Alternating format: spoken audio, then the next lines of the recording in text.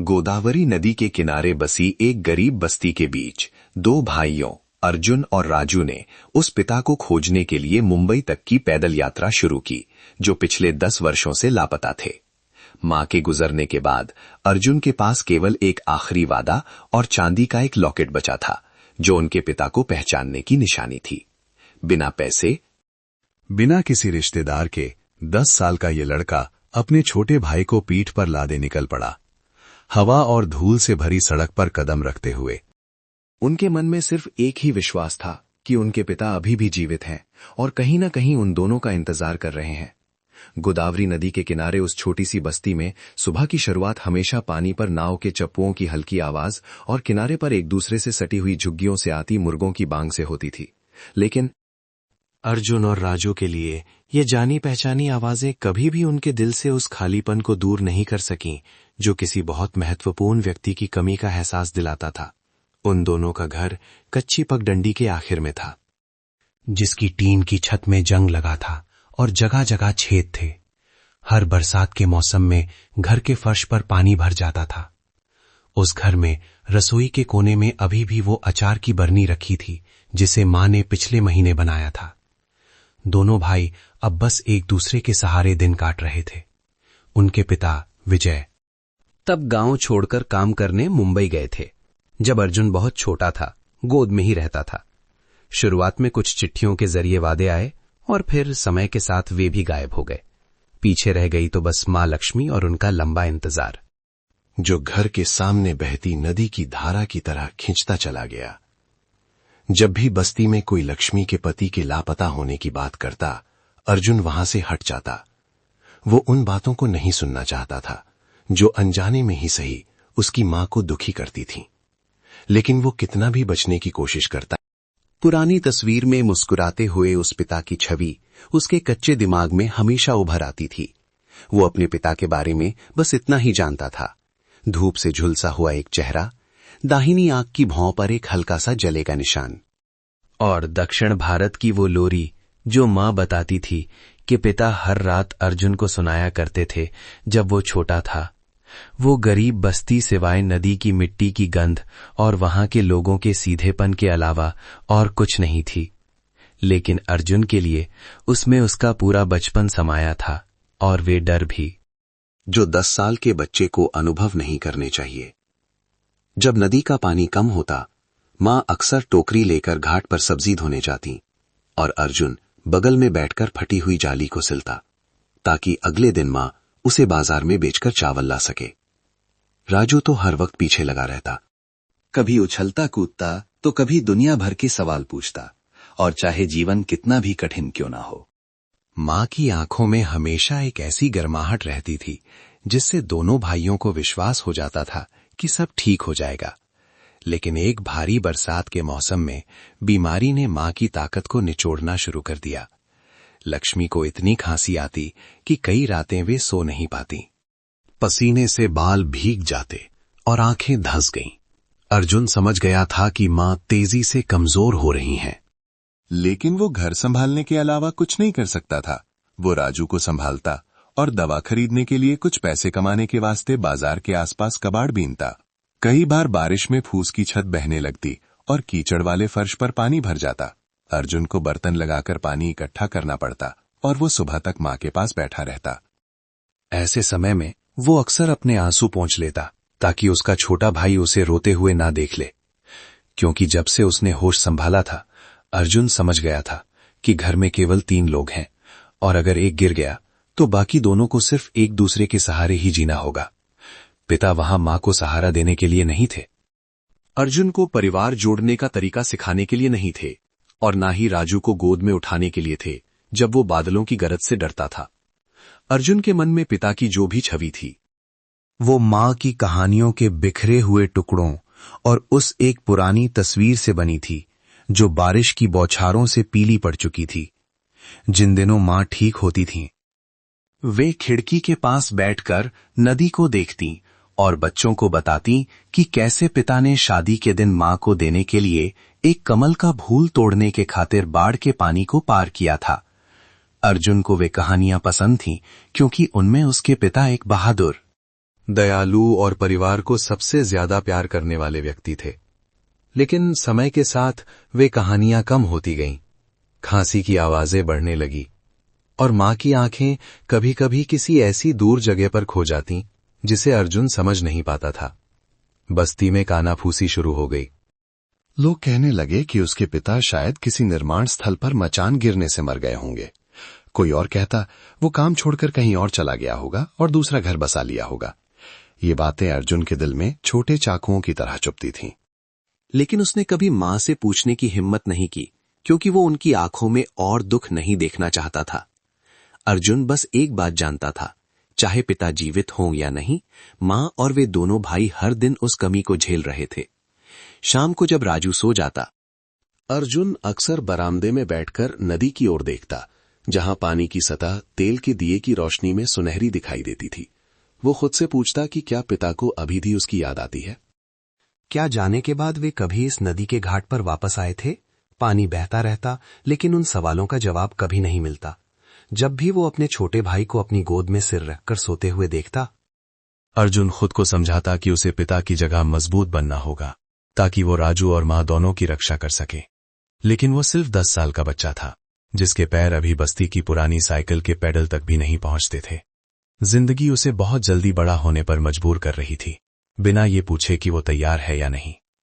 उस सुबह जब नदी से चप्पूओं की आवाज हमेशा की तरह आई, अर्जुन को पता चल गया कि सब कुछ बदल चुका है। मां बहुत दुबली हो गई थी, उनकी सांसें टूट रही थीं और वे अब अपनी आंखें पूरी तरह नहीं खोल पा रही थीं। वो छोटा सा घर इतना शांत था जैसे वहां कभी जीवन था ही नहीं। बस राजू की आवाज आ रही थी, जो अपने भाई की कमीज से खेल रहा था, बिना ये समझे कि उसकी जिंदगी पूरी तरह बदलने वाली थी। बाहर बहती विशाल नदी भी जैसे भारी हो गई थी। घाट पर बंधी नावों से एक दूसरे को पुकारने की आवाजें नहीं आ रही थीं। सब कुछ उस अनहोनी के लिए तैयार हो रहा था जिसे अर्जुन रोक नहीं सकता था। लेकिन उसी स्थिति में उसने अपने जीवन की सबसे बड़ी सच्चाई को पहचाना।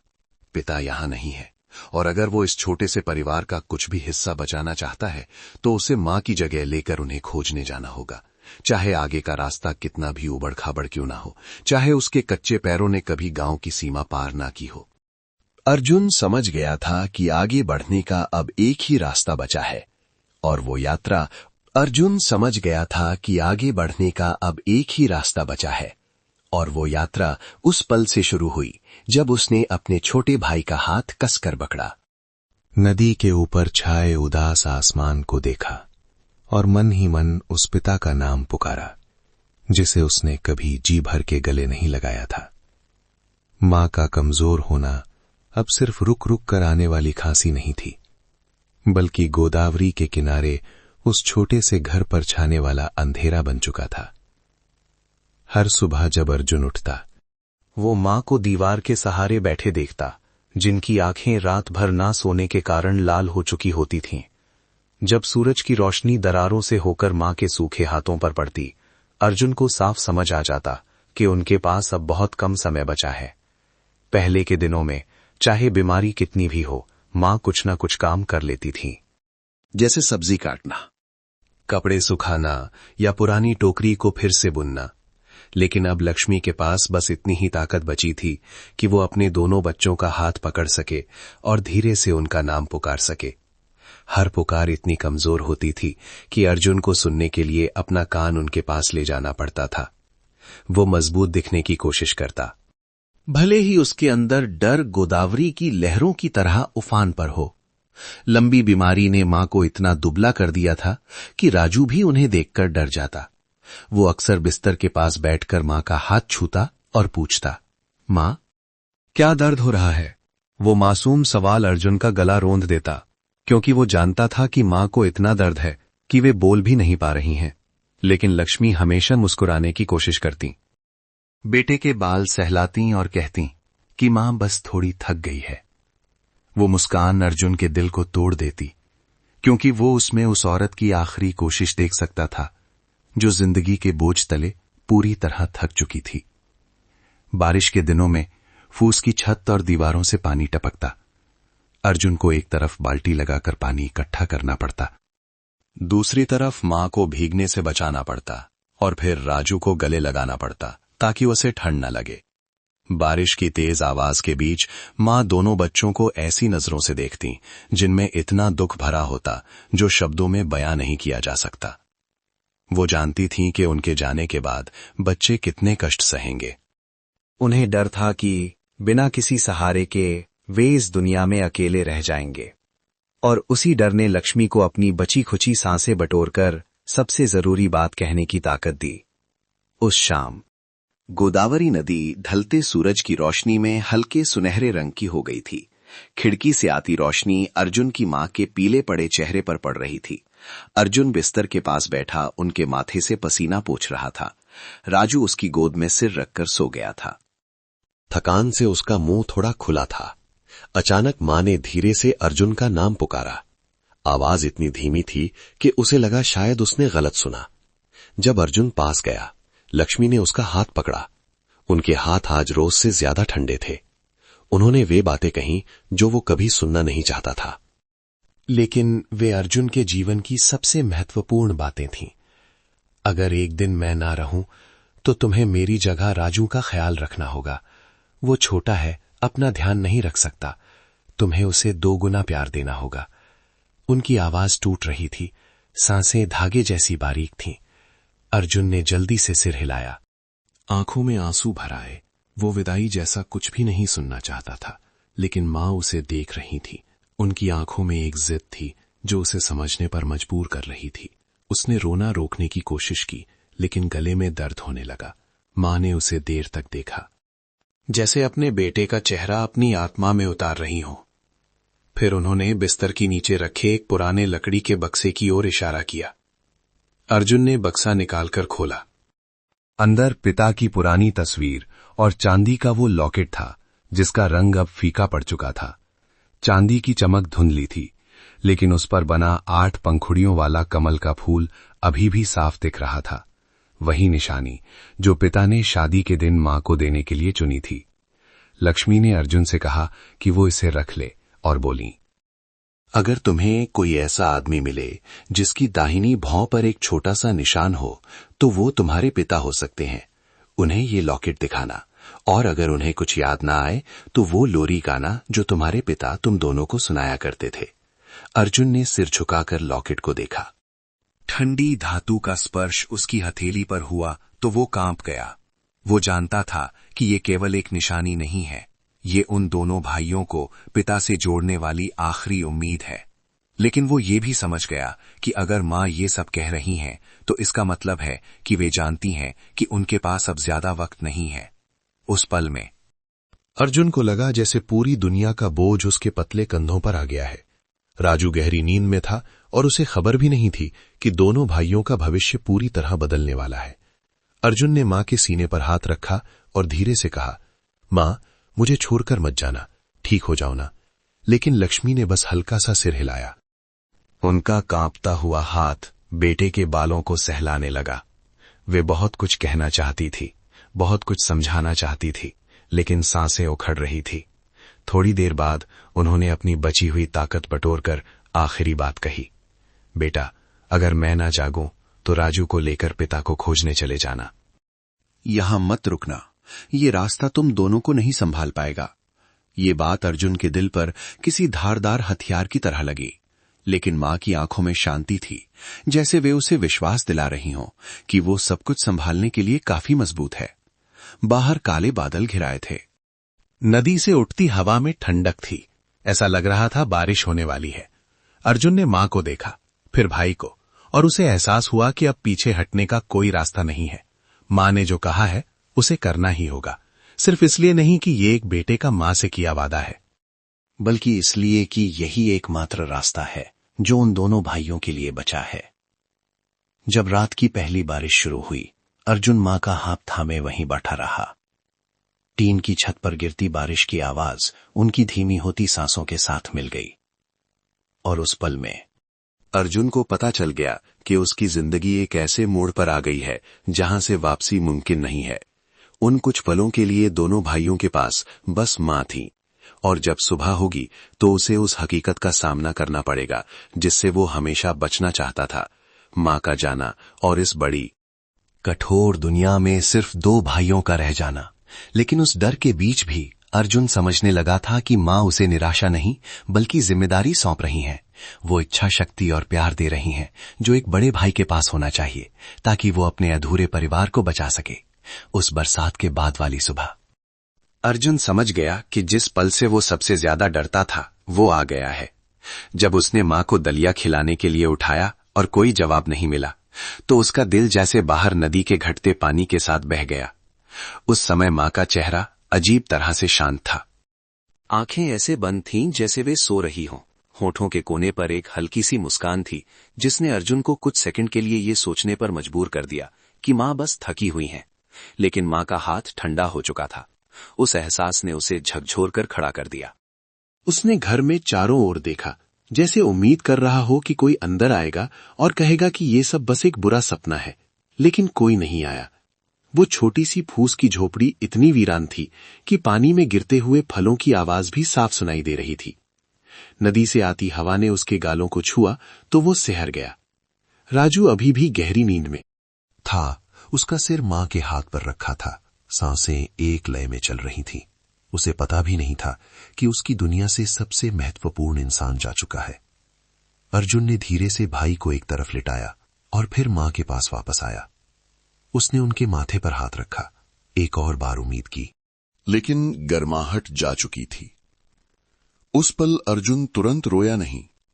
दर्द का एहसास इतना गहरा था कि वो बस सुन्न होकर बैठा रहा, मां के चेहरे को देखता रहा, जैसे सब कुछ याद कर लेना चाहता हो। मां के बाल बिखरे हुए थे, कुछ लटें गालों पर चिपकी थीं क्योंकि रात में ठंड थी। उनके हाथ अभी भी शरीर के पास रखे थे, जैसे वे दोनों बच्चों को पकड़ना चाहती हों। अर्जुन ने कांपते हाथों से चादर ठीक की, मां के बाल संवारे। उसने कभी नहीं सोचा था कि मां इतनी जल्दी चली जाएंगी, जबकि वो रोज उन्हें कमजोर होते देख रहा था। उसे लगा था कि मां कुछ हफ्ते और रुकेंगी ताकि वो कबाड़ बेचकर दवा के लिए और पैसे जमा कर सके। लेकिन अब ये सब बस उसका मन बहलाने वाला ख्याल रह गया था। सुबह की रोशनी दरारों से छनकर मां के चेहरे पर पड़ी तो लगा जैसे उन्होंने शांति की कोई चादर ओढ़ ली हो। ये वो पल था जब अर्जुन समझ गया कि अब वो उन्हें और नहीं रोक सकता। भले ही वो जानता था कि मां ने बहुत दर्द सहा है, लेकिन इस सच्चाई का सामना करना उसके छोटे से दिल पर एक गहरे घाव जैसा था। थोड़ी देर बाद जब राजू जागा, उसने आंखें मलते हुए चारों ओर देखा और रेंग कर मां के पास गया। उसने मां का हाथ छूकर धीरे से पुकारा, मां उठो, आज तुम्हें दलिया बनाना है। अर्जुन ने अपना चेहरा घुमा लिया ताकि आंसू ना दिखें। राजू ने फिर मां का हाथ हिलाया और फिर ऊपर भाई की ओर देखा। उसकी बड़ी गोल आंखें भीगने लगी थीं। भैया, मां कुछ बोल क्यों नहीं रही? वो सवाल अर्जुन के सब्र का बांध तोड़ने के लिए काफी था। उसने भाई को कसकर गले लगा लिया। उसके आंसू राजू के बालों पर गिरने लगे। कंधे लगातार कांप रहे थे। राजू ने भी भाई को गले लगाया और रोने लगा, भले ही उसे पूरी बात समझ नहीं आ रही थी। दोनों भाइयों के रोने की आवाज उस छोटे से घर में गूंजने लगी और बाहर नदी के किनारों से टकराती लहरों में मिल गई।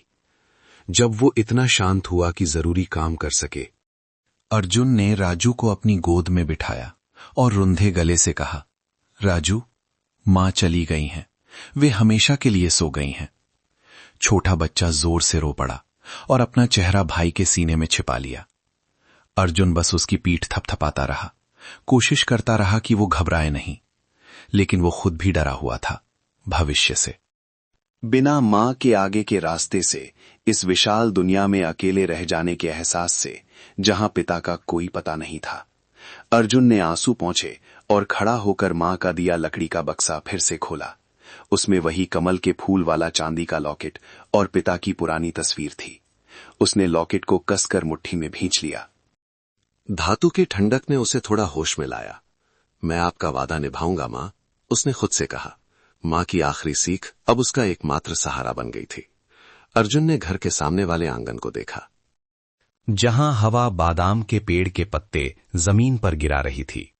वो जानता था कि वो मां को घर में ज्यादा देर नहीं रख सकता। धूप निकल आई थी और रात की बारिश की नमी हवा को और भारी बना रही थी।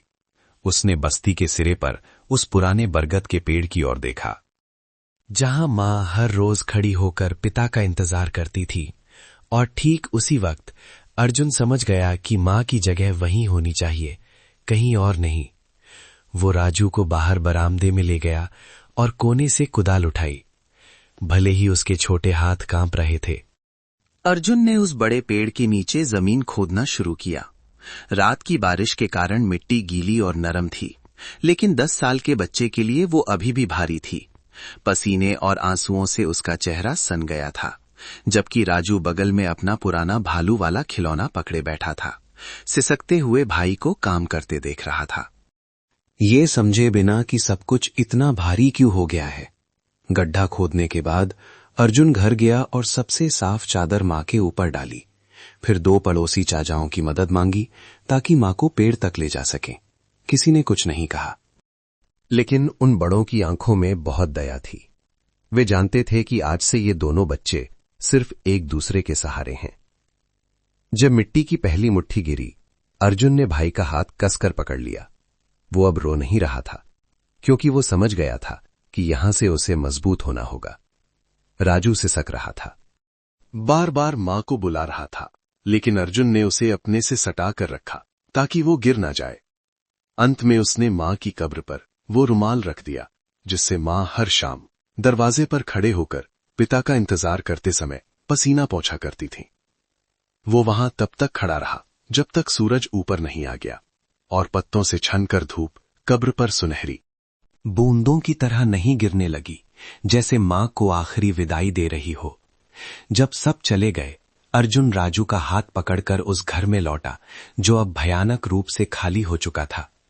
मेज पर चांदी का लॉकेट रखा था। धूप में उसकी चमक फीकी थी। उसने उसे गले में पहन लिया। उसकी ठंडक अपनी त्वचा पर महसूस की।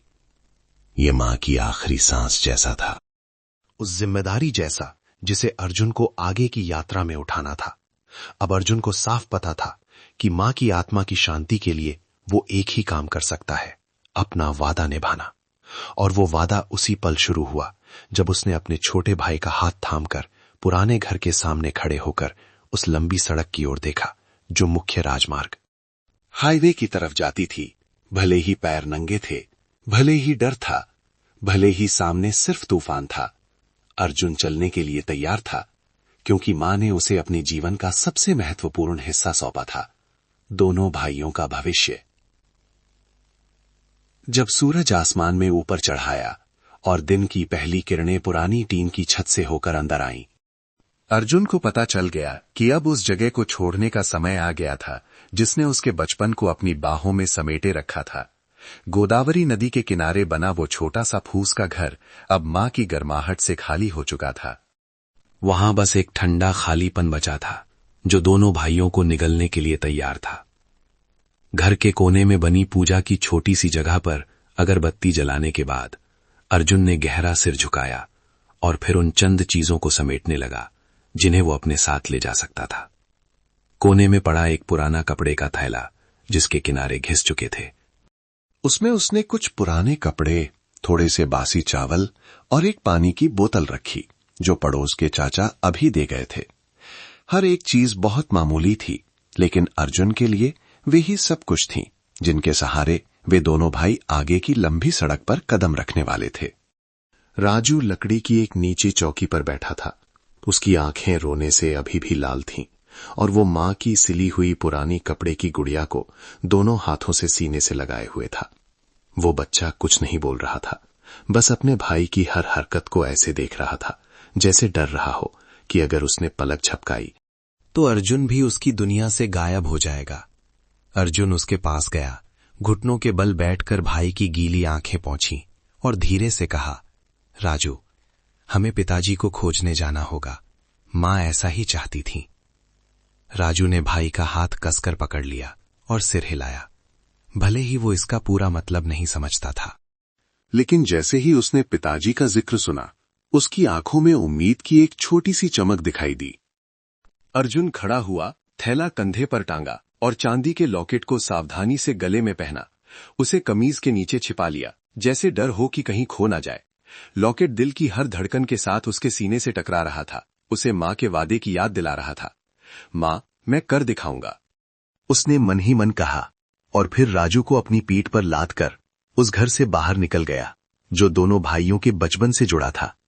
नदी के किनारे वाली कच्ची सड़क पर हवा बांस के पेड़ों से गुजरती हुई सरसराहट कर रही थी, जैसे विदाई दे रही हो। अर्जुन घाट पर उस जगह थोड़ी देर रुका जहां मां अक्सर सब्जी धोया करती थीं। बहते पानी को देखकर उसने आंखें मूंद ली और सिर झुका लिया। वो आखिरी बार था जब उसने एक बच्चे की नजर से उस जगह को देखा। जब वो पलटा तो वो अपनी 10 साल की उम्र से कहीं ज्यादा बड़ा हो चुका था। दोनों भाई उस कच्ची सड़क पर चल पड़े जो बड़े नेशनल हाईवे की ओर जाती थी। अर्जुन को सुरेश काका की वो बात याद थी जो उन्होंने मां के जीवित रहते कही थी, बस उस दिशा में सीधे चलते रहना जहां शहर जाने का बोर्ड लगा हो, जहां ज्यादा गाड़ियां दिखें। वही सही रास्ता है। सड़क चौड़ी होती गई, लेकिन जाने पहचाने चेहरे कम होते गए। सड़क के दोनों ओर धान के खेत थे जिनसे नई मिट्टी की खुशबू आ रही थी, और रात की बारिश से घास गीली थी। राजू पीठ पर लेटे लेटे बीच बीच में पूछता, भैया पिताजी कहाँ हैं? अर्जुन बस हल्की सी मुस्कान दे देता। भले ही उसका दिल भारी था। पिताजी शहर में हैं, हम बस चलते रहेंगे और उनसे मिल लेंगे। ये वो वाक्य था जिसे उसे कई बार दोहराना पड़ा, शायद खुद को विश्वास दिलाने के लिए। काफी दूर चलने के बाद सूरज सिर पर आ गया और धूप चुभने लगी। अर्जुन ने राजू को सड़क किनारे एक पीपल के पेड़ की छाया में उतारा। हल्की हवा चली तो राल की गंध और झिंगुरों की आवाजें आने लगीं। अर्जुन ने थैला खोला, थोड़े से बासी चावल निकाले और उन्हें आधा करके राजू को दिया। उसने खुद बाकी हिस्सा खाने की कोशिश की, हालांकि चावल सूख कर कड़े हो चुके थे और थोड़े खट्टे हो गए थे। इस मामूली भोजन के बाद अर्जुन ने भाई का चेहरा पोंछा और उसे फिर से पीठ पर लादकर आगे बढ़ गया।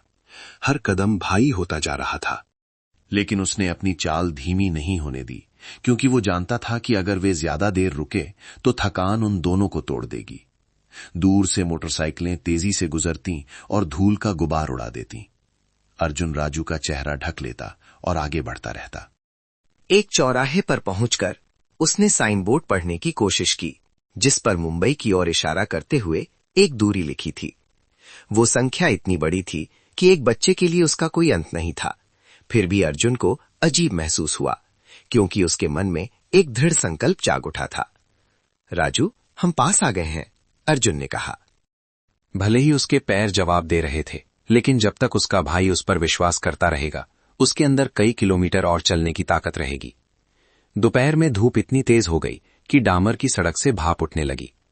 अर्जुन ने एक छोटे पुल के नीचे छाया ढूंढी। नाले से कीचड़ की गंध आ रही थी, लेकिन ऊपर सड़क की धूप से ये कहीं बेहतर था।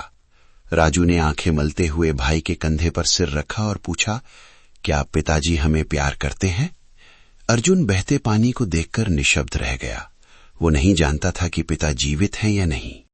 ये भी नहीं जानता था कि मिलने पर वे उन्हें पहचानेंगे या नहीं, लेकिन फिर उसने लॉकेट को देखा और मां की बात याद की, विश्वास रखना, तुम्हारे पिता तुम दोनों से बहुत प्यार करते हैं। अर्जुन ने सीने पर हाथ रखा, धागे को कसकर पकड़ा और मुस्कुराया। वे बहुत प्यार करते हैं। वे हमारा इंतजार कर रहे हैं, उसने इतनी दृढ़ता से कहा कि वो खुद भी हैरान रह गया। ऐसा लगा जैसे मां की बातें अभी भी कहीं आसपास गूंज रही हैं और उसे ताकत दे रही हैं। जब धूप थोड़ी कम हुई, दोनों भाई फिर चल पड़े। इस बार अर्जुन धीरे चल रहा था, क्योंकि उसके तलवों में ऐसा दर्द हो रहा था जैसे सुइयां चुभ रही हों। चप्पलों पर खून के सूखे धब्बे जम गए थे, लेकिन उसने खुद को रुकने नहीं दिया। जब भी हवा चलती, ऊपर नीलगिरी के पत्तों की आवाज मां की लोरी जैसी लगती। जब भी राजू हिलता, अर्जुन अपनी पकड़ मजबूत कर लेता, ये सुनिश्चित करने के लिए कि वो ठीक है। जब आसमान शाम के नारंगी रंग में बदल गया, तो दोनों भाइयों ने अर्जुन की सोच से कहीं ज्यादा दूरी तय कर ली थी। जमीन पर छपा उसका हर कदम सिर्फ निशान नहीं था, बल्कि मां से किया एक वादा था, अपनी छोटी सी बस्ती को छोड़कर। अर्जुन एक ऐसी विशाल दुनिया में कदम रख रहा था जिसे उसने कभी नहीं देखा था, लेकिन वहीं से पिता को खोजने का असली सफर शुरू हुआ। और चाहे आगे कितने भी मोड़ क्यों ना हो, अर्जुन जानता था कि वो पीछे नहीं मुड़ेगा, खासकर तब जब मां ने उसे दोनों भाइयों का भविष्य सौंपा था। सामने नेशनल हाईवे ऐसे फैला था जैसे उसका कोई अंत ना हो, जो उन दो छोटे भाइयों को एक ऐसी यात्रा पर ले जा रहा था जिसकी मंजिल उन्हें नहीं पता थी। फिर भी उसका हर कदम एक ही चीज पर टिका था, मां से किया वादा और दिल के पास रखा वो चांदी का लॉकेट। कदम भारी थे, लेकिन इच्छा शक्ति आगे आने वाली किसी भी चुनौती से बड़ी थी। दोपहर की जलती धूप ने सड़क को तवे जैसा गर्म कर दिया था, सांस लेना भी मुश्किल हो रहा था। अर्जुन लगातार राजू को पीठ पर उठाए हुए था। कंधे सुन्न हो चुके थे, कॉलर पसीने से भीग गया था। जब भी उसे रुकने का मन करता, वो अपने कंधे पर रखे भाई के सिर और गले में लिपटे उसके छोटे हाथों को देखता, उसकी एक सांस चलती सांसों को महसूस करता। उस मासूम नींद ने अर्जुन को गिरने नहीं दिया। उसने सोचा, अगर मैं रुक गया तो राजू को भूख लगेगी, प्यास लगेगी, धूप उसे बीमार कर देगी, और इसी ख्याल ने अर्जुन को आगे बढ़ने पर मजबूर कर दिया, भले ही उसके पैरों में हजारों कांटे चुभने जैसा दर्द हो रहा हो। उनके आसपास सूखे खेत थे, कुछ गायें चर रही थीं और दूर धूप में झुके हुए किसानों की परछाइयां थीं। ट्रक तेजी से गुजरते और हवा के तेज झोंके के साथ धूल उड़ा जाते। हर बार अर्जुन भाई का चेहरा अच्छे से ढक लेता। कभी कभी वो सोचता कि अगर पिताजी सच में इस सड़क के आखिरी छोर पर कहीं हैं, तो क्या उन्हें पता है कि उनके बच्चे उन्हें खोजने के लिए कितना कष्ट सह रहे हैं। ये सोच अर्जुन के दिल को दुख देती, लेकिन उसे और मजबूत भी करती। घर से जितना दूर वे जा रहे थे, अर्जुन को दुनिया उतनी ही बड़ी लग रही थी। और साथ ही ये समझ आ रहा था कि इस सफर में वे दोनों भाई कितने छोटे हैं। लेकिन इस अकेलेपन ने उसे निराश नहीं किया, बल्कि राजू को सुरक्षित रखने के जज्बे को और गहरा कर दिया। जब राजू जागता, वो आंखें मलता और ऐसे मासूम सवाल पूछता कि अर्जुन को समझ नहीं आता कि वो हंसे या रोए। भैया, क्या पिताजी को हमारे नाम याद होंगे? ये सवाल पूरे रास्ते गूंजता रहा। हर बार अर्जुन हल्की मुस्कान के साथ उसके सिर पर हाथ फेरता और जवाब देता, हाँ बिल्कुल। उन्हें हम दोनों की बहुत याद आती है। सच तो ये था कि उसे नहीं पता था कि ये सच है या नहीं, लेकिन वो जानता था कि राजू का विश्वास बनाए रखने के लिए उसे यही जवाब देना होगा, क्योंकि अगर राजू का विश्वास टूट गया तो ये सफर कई गुना भारी हो जाएगा। कभी कभी नदी या सड़क किनारे के नालों से आती हवा थोड़ी राहत देती। अर्जुन किसी ऐसे पेड़ के नीचे रुकता जहां थोड़ी छाया बची हो, राजू को नीचे उतारता ताकि वो पैर सीधे कर सके। दोनों भाई थैले से बचे हुए चावल निकालते और हमेशा की तरह बांटते। राजू अक्सर अपना हिस्सा भाई को देता, लेकिन अर्जुन हमेशा उसे वापस कर देता। तू खा ले, मैंने अभी खाया था। ये जाना पहचाना झूठ वो ढाल बन गया था जिससे अर्जुन अपनी भूख को छिपाता था, क्योंकि अगर राजू में ताकत नहीं रही तो वे दोनों दूर नहीं जा पाएंगे। इसीलिए अर्जुन हमेशा बड़ा हिस्सा भाई के लिए बचाता था। एक बार साल के पेड़ के नीचे आराम करते हुए राजू ने अचानक पूछा, भैया, मां क्यों चाहती थी कि हम पिताजी को खोजें? अर्जुन ने हवा में हिलते पत्तों को देखा जिनसे छनकर धूप जमीन पर गिर रही थी। उसने सोचा और फिर जवाब दिया, क्योंकि पिताजी मां को सबसे ज्यादा प्यार करते थे और मां चाहती थी कि हम अनाथ ना रहें। राजू ने सिर हिलाया और एक छोटे पत्थर से खेलने लगा। साथ ही वही लोरी गुनगुनाने लगा जो मां गाया करती थीं। उस खुले आसमान के नीचे गूंजती बच्चे की आवाज ने अर्जुन को अपनी मुट्ठी भींचने पर मजबूर कर दिया। उसे मां की याद इतनी जोर से आई कि दिल बैठ गया। पर्याप्त आराम के बाद अर्जुन ने फिर राजू को पीठ पर उठाया। वो खड़ा हुआ, थैले की डोरी को कसकर पकड़ा और आगे बढ़ा। नजरें सीधे सामने टिका दी। जमीन पर पड़ता हर कदम सब कुछ पार कर जाने के संकल्प का गवाह था। अर्जुन के मन में पिता की छवि इतनी धुंधली थी कि उसे अब यह भी पक्का नहीं था कि वो सही याद कर रहा है या गलत। लेकिन गले में पड़ा लॉकेट मां की याद दिलाता था कि पिता का अस्तित्व था, उन्होंने प्यार किया था, उनका एक परिवार था, और अगर ये सच है तो वो उन्हें किसी भी कीमत पर खोज निकालेगा। रास्ते में अर्जुन को प्यास का सामना करना पड़ा, वो चीज जो भूख से भी ज्यादा तेजी से उन्हें तोड़ सकती थी। साथ लाई बोतल में बस कुछ घूंट पानी बचा था। जब भी राजू पानी मांगता, अर्जुन तुरंत दे देता और अपने लिए बस होंठ गीले करता ताकि गला न सूखे। सड़क से उठती गर्मी से उसका सिर चकरा रहा था। लेकिन वो बादाम के पेड़ के नीचे लेटी मां के बारे में सोचकर खुद को होश में रखता। वो सोचता कि अगर वो रास्ते में गिर गया तो मां को कितना दुख होगा। बस यही खट्टे मीठे विचार अर्जुन को आगे बढ़ने की ताकत देते रहे। शाम ढलने लगी। धूप का रंग बदलकर गहरा पीला हो गया और धूल भरी लाल सड़क पर फैल गया। जब अंधेरा होने लगा, अर्जुन को पता था कि अब रुकने की जगह ढूंढनी होगी। उसने चारों ओर देखा और अंत में एक ढलान के नीचे खेतों की रखवाली के लिए बनी एक पुरानी मचान, झोपड़ी दिखाई दी।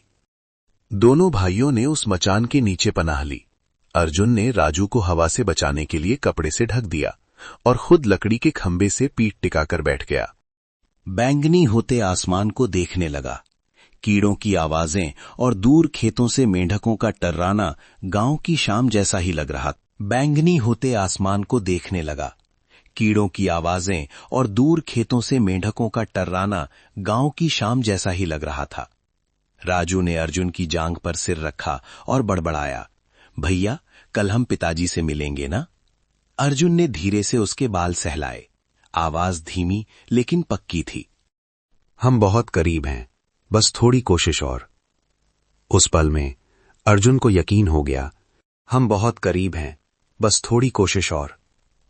उस पल में अर्जुन को यकीन हो गया कि जब तक उसका भाई उस पर भरोसा करता है, वो राजू के लिए रास्ता बनाने के लिए पूरी दुनिया से लड़ सकता है। जब रात घेर आई, अर्जुन ने भाई को सीने से लगाकर पकड़ रखा ताकि उसे गर्मी मिले। लॉकेट उसकी छाती की हड्डी से टकराकर हल्की आवाज कर रहा था। वो हल्की सी आवाज मां की पुकार जैसी थी, जो याद दिला रही थी कि वे अकेले नहीं हैं।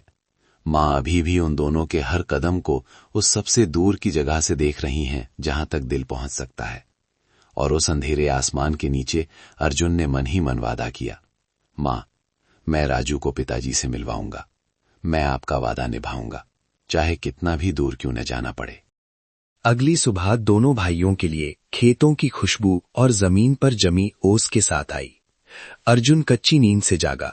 सख्त जमीन पर भाई को पकड़कर सोने के कारण उसका शरीर अकड़ गया था। राजू अभी भी उसकी गोद में मुड़ा हुआ था। सांसें हल्की और एकसार थीं। भाई के छोटे से चेहरे को देखकर अर्जुन समझ गया कि वो ज्यादा देर नहीं रुक सकता। जब क्षितिज पर भोर की लाली दिखने लगी, अर्जुन ने अपनी कमीज से धूल झाड़ी। राजू को उठाया और उस पुराने थैले को ठीक किया। वो जानता था कि आज उन्हें कल से ज्यादा दूर जाना है, क्योंकि वे शहर के जितना करीब होंगे, पिता को खोजने का मौका उतना ही ज्यादा होगा। दोनों भाई मुख्य सड़क पर लौट आए, जहां सुबह से ही गाड़ियों का शोर शुरू हो चुका था। इस समय अर्जुन का पेट भूख से मरोड़ रहा था, लेकिन थैले में कल के सूखे हुए चावल की बस एक आखिरी मुट्ठी बची थी। राजू उसे उम्मीद से देख रहा था, इसलिए अर्जुन ने उस चावल के 2 हिस्से किए और जो थोड़ा ठीक था वो भाई को दिया। बच्चा उसे लेकर खाने लगा। सूखे होने के कारण माथे पर बल पड़ रहे थे, लेकिन उसने निगल लिया। अर्जुन ने नकली मुस्कान के साथ कहा, तू खा ले, थोड़ी देर में कोई डबल रोटी वाला निकलेगा तो मैं तेरे लिए और ले लूंगा। भले ही वो जानता था कि पक्का नहीं है कि कोई मिलेगा या नहीं, लेकिन राजू को तसल्ली देने के लिए उसने ऐसा कहा। अपने हिस्से के चावल उसने जेब में छिपा लिए और जब राजू का ध्यान नहीं था तब चुपके से छोटे छोटे टुकड़े खाए। सामने की सड़क धूप में चमकने लगी। सड़क के दोनों ओर छोटी दुकानें थीं। कुछ लोग बाजार लगाने की तैयारी कर रहे थे। बातचीत और गाड़ियों की आवाजों ने माहौल को कल के सुनसान रास्ते से थोड़ा बेहतर बना दिया था। एक किराने की दुकान के पास से गुजरते हुए अर्जुन कुछ सेकंड के लिए रुका और काउंटर पर रखी डबल रोटी, पाव, दूध के डिब्बे और पानी की बोतलों को देखने लगा, लेकिन उसकी जेब में 1 रुपया भी नहीं था। उसने राजू को जल्दी से आगे खींचा ताकि भाई को यह जानकर दुख ना हो कि वो कुछ खरीद नहीं सकता। वे थोड़ी दूर ही गए थे कि एक मोटरसाइकिल पर सब्जी ले जाते हुए आदमी ने उनके पास गाड़ी धीमी की। उस अधेड़ उम्र के आदमी ने, जिसने सिर पर गमछा बांध रखा था, दोनों बच्चों को जिज्ञासा और दया भरी नजरों से देखा। तुम दोनों कहां जा रहे हो जो इतनी सुधा हाईवे पर पैदल चल रहे हो? अर्जुन रुका और आदर से सिर झुकाकर बोला, जी, हम अपने पिताजी को खोजने जा रहे हैं। आदमी की आंखें फैल गईं। उसने उनके धूल भरे पैरों और फटे हुए थैले को देखा। उसने कुछ और सवाल पूछे और चंद शब्दों में ही वो कहानी का कुछ हिस्सा समझ गया। उसने गाड़ी रोकी, सब्जियों के बीच से 2 उबले हुए शकरकंद और एक छोटी पानी की बोतल निकालकर अर्जुन को दी। उसने कहा, खा लो। ताकत आएगी तो आगे जा पाओगे, तुम्हारी मां को नमन है। अर्जुन ने जल्दी से धन्यवाद दिया और बार बार सिर झुकाया। राजू ने गरम शकरकंद को सीने से लगा लिया। उसकी आंखें चमक उठीं। शकरकंद नरम और मीठा था। कल से अब तक ये उनका पहला ढंग का खाना था। खाने के बाद वे थोड़ी बेहतर ताकत के साथ आगे बढ़े। सूरज ऊपर चढ़ता गया और हाईवे पर हवा तेज हो गई, जिसमें गाड़ियों के धुएं और दूर गन्ने के खेतों की खुशबू मिली हुई थी। कुछ किलोमीटर चलने के बाद राजू भाई की पीठ पर बैठे बैठे ऊब गया और खुद चलने की जिद करने लगा। अर्जुन ने उसे थोड़ी दूर पैदल चलने दिया। उसका छोटा हाथ कसकर पकड़े रहा ताकि वो खो ना जाए। राजू की छोटी चप्पलें हर कदम पर धूल उड़ा रही थीं, लेकिन वो भाई के साथ चलता रहा और पूछता रहा, पिताजी अब ज्यादा दूर तो नहीं है ना भैया? अर्जुन ने सामने लगे साइन बोर्ड को देखा और कहा, ज्यादा दूर नहीं है। बस मेरे साथ थोड़ा और चल। उसकी बातें सिर्फ भाई के लिए नहीं थीं, बल्कि खुद को तसल्ली देने के लिए भी थीं। सड़क पर गाड़ियां बढ़ती जा रही थीं। बड़े ट्रक गुजरते तो दोनों भाइयों को किनारे दुबकना पड़ता। एक बार तो अर्जुन को राजू को गोद में उठाकर भागना पड़ा, क्योंकि एक तेज रफ्तार मोटरसाइकिल बहुत करीब से निकली थी, जिससे उसका दिल मुंह को आ गया। इस हलचल ने अर्जुन को एहसास कराया कि बाहर की दुनिया उनकी बस्ती से कहीं ज्यादा बड़ी और खतरनाक है। लेकिन खतरे ने उसे पीछे हटने पर मजबूर नहीं किया, बल्कि उसे और चौकन्ना कर दिया। उसने भाई का हाथ और कसकर पकड़ लिया। दोपहर के करीब धूप इतनी तेज हो गई कि सड़क आग की तरह चमकने लगी। दोनों भाइयों को एक नहर के ऊपर बना बड़ा पुल दिखा। पुल के नीचे छाया थी, जहां कुछ ट्रक ड्राइवर चाय पीते हुए आराम कर रहे थे। अर्जुन राजू को लेकर एक दूर कोने में बैठ गया ताकि किसी को परेशानी ना हो। उसने सुबह वाली बोतल से आधा पानी भाई को पिलाया। राजू पानी पीकर थककर भाई के कंधे पर सिर रखकर लेट गया। थोड़ी देर बाद वहां से गुजरते एक ड्राइवर ने उन्हें देखा और पूछा, कहां जा रहे हो बेटा जो यहां बैठे हो? जब अर्जुन ने सच्चाई बताई तो वो आदमी उन्हें देर तक देखता रहा। तुम्हारे पिता राजमिस्त्री का काम करते हैं? हाँ, मैंने कई लोगों को देखा है जो दूर काम करने जाता है और फिर लौटते नहीं। बहुत बुरा होता है। अर्जुन ने सिर झुका लिया, होंठ भींच लिए। उसे समझ नहीं आया कि क्या कहे। ड्राइवर ने यह देखकर उन्हें बिस्कुट का एक पैकेट और एक और पानी की बोतल दी और हिदायत दी कि किनारे किनारे चलना और दोपहर की धूप में मत चलना। अजनबी की दया ने अर्जुन को लगभग रुला दिया था, लेकिन उसने आंसू रोक लिए ताकि भाई परेशान न हो। राजू ने मासूमियत से मुस्कुराते हुए बिस्कुट के पैकेट को खजाने की तरह पकड़ लिया। आराम करने के बाद अर्जुन ने राजू को आधा पैकेट बिस्कुट खाने दिया ताकि उसमें ताकत आए। अपने लिए उसने बस एक छोटा टुकड़ा खाया और बाकी रख लिया, क्योंकि पता नहीं शाम को कुछ मिलेगा या नहीं। थकान कम होने पर दोनों भाई फिर चल पड़े। पुल के बाद का रास्ता बिल्कुल सीधा था। दोनों तरफ हरे भरे गन्ने के खेत थे। गन्ने की मीठी महक हवा के साथ आ रही थी, जिससे अर्जुन के पेट में फिर से मरोड़ उठने लगी। धूप अभी भी तेज थी, लेकिन सड़क पर गाड़ियां कम थीं, इसलिए चलना थोड़ा आसान था। राजू आते जाते वाहनों को गिनता और बीच बीच में मां की लोरी गाता, जिससे अर्जुन का दिल कभी कभी दुखता तो कभी उसे सुकून मिलता। दूर कुछ नीची इमारतें दिखाई देने लगीं। ये पहला संकेत था कि वे शहर के बाहरी इलाके के करीब पहुंच रहे हैं। अर्जुन को हर कदम में थकान महसूस हो रही थी, लेकिन साथ ही उसके दिल में उम्मीद की किरण भी जाग रही थी। हम पहुंचने वाले हैं, कम से कम उसे ऐसा विश्वास था। जब शाम का नारंगी रंग आसमान पर छाने लगा, अर्जुन ने फिर से राजू को पीठ पर उठाया और उस मील के पत्थर को पार किया जो गांव और औद्योगिक क्षेत्र इंडस्ट्रियल एरिया के बीच की सीमा था। वहां नई दुकानें, टूटी फूटी चौल जैसी बस्तियां और काम से लौटते मजदूरों के समूह दिखने लगे। ये भीड़ भाड़ वाला नजारा राजू को बहुत पसंद आया। लेकिन अर्जुन पहले से ज्यादा सतर्क हो गया। वो जानता था कि यहां भीड़ है, कोई भी अनहोनी हो सकती है, लेकिन साथ ही ये वो जगह भी थी जहां पिता के बारे में सुराग मिलने की संभावना सबसे ज्यादा थी। और उस अजनबी भीड़ के बीच चलते हुए अर्जुन ने धीरे से चांदी का लॉकेट मुट्ठी में भींच लिया। मां ने उसे आखिरी उम्मीद सौंपी थी और आज इतने किलोमीटर चलने के बाद वो उम्मीद हकीकत के करीब लग रही थी। जैसे जैसे दोनों भाई शहर के बाहरी इलाके में अंदर गए, यहां की जिंदगी पीछे छूटे शांत खेतों से बिल्कुल अलग थी। गाड़ियों के हॉर्न, कामगारों की बातचीत और दुकानों से बजते लाउडस्पीकर का संगीत मिलकर एक ऐसा शोर पैदा कर रहे थे जो अजीब भी था और बहुत तेज भी, जिससे राजू उत्सुक होकर चारों ओर देख रहा था। इसके विपरीत अर्जुन भीड़ बढ़ते ही भाई का हाथ और कसकर पकड़ लेता, डरता कि कहीं एक पल की लापरवाही में भाई नजरों से ओझल न हो जाए। सामने की सड़क पर चालों की कतारें, छोटे ढाबे और नीले स्लेटी कपड़े पहने मजदूरों की कतारें दिखाई देने लगीं।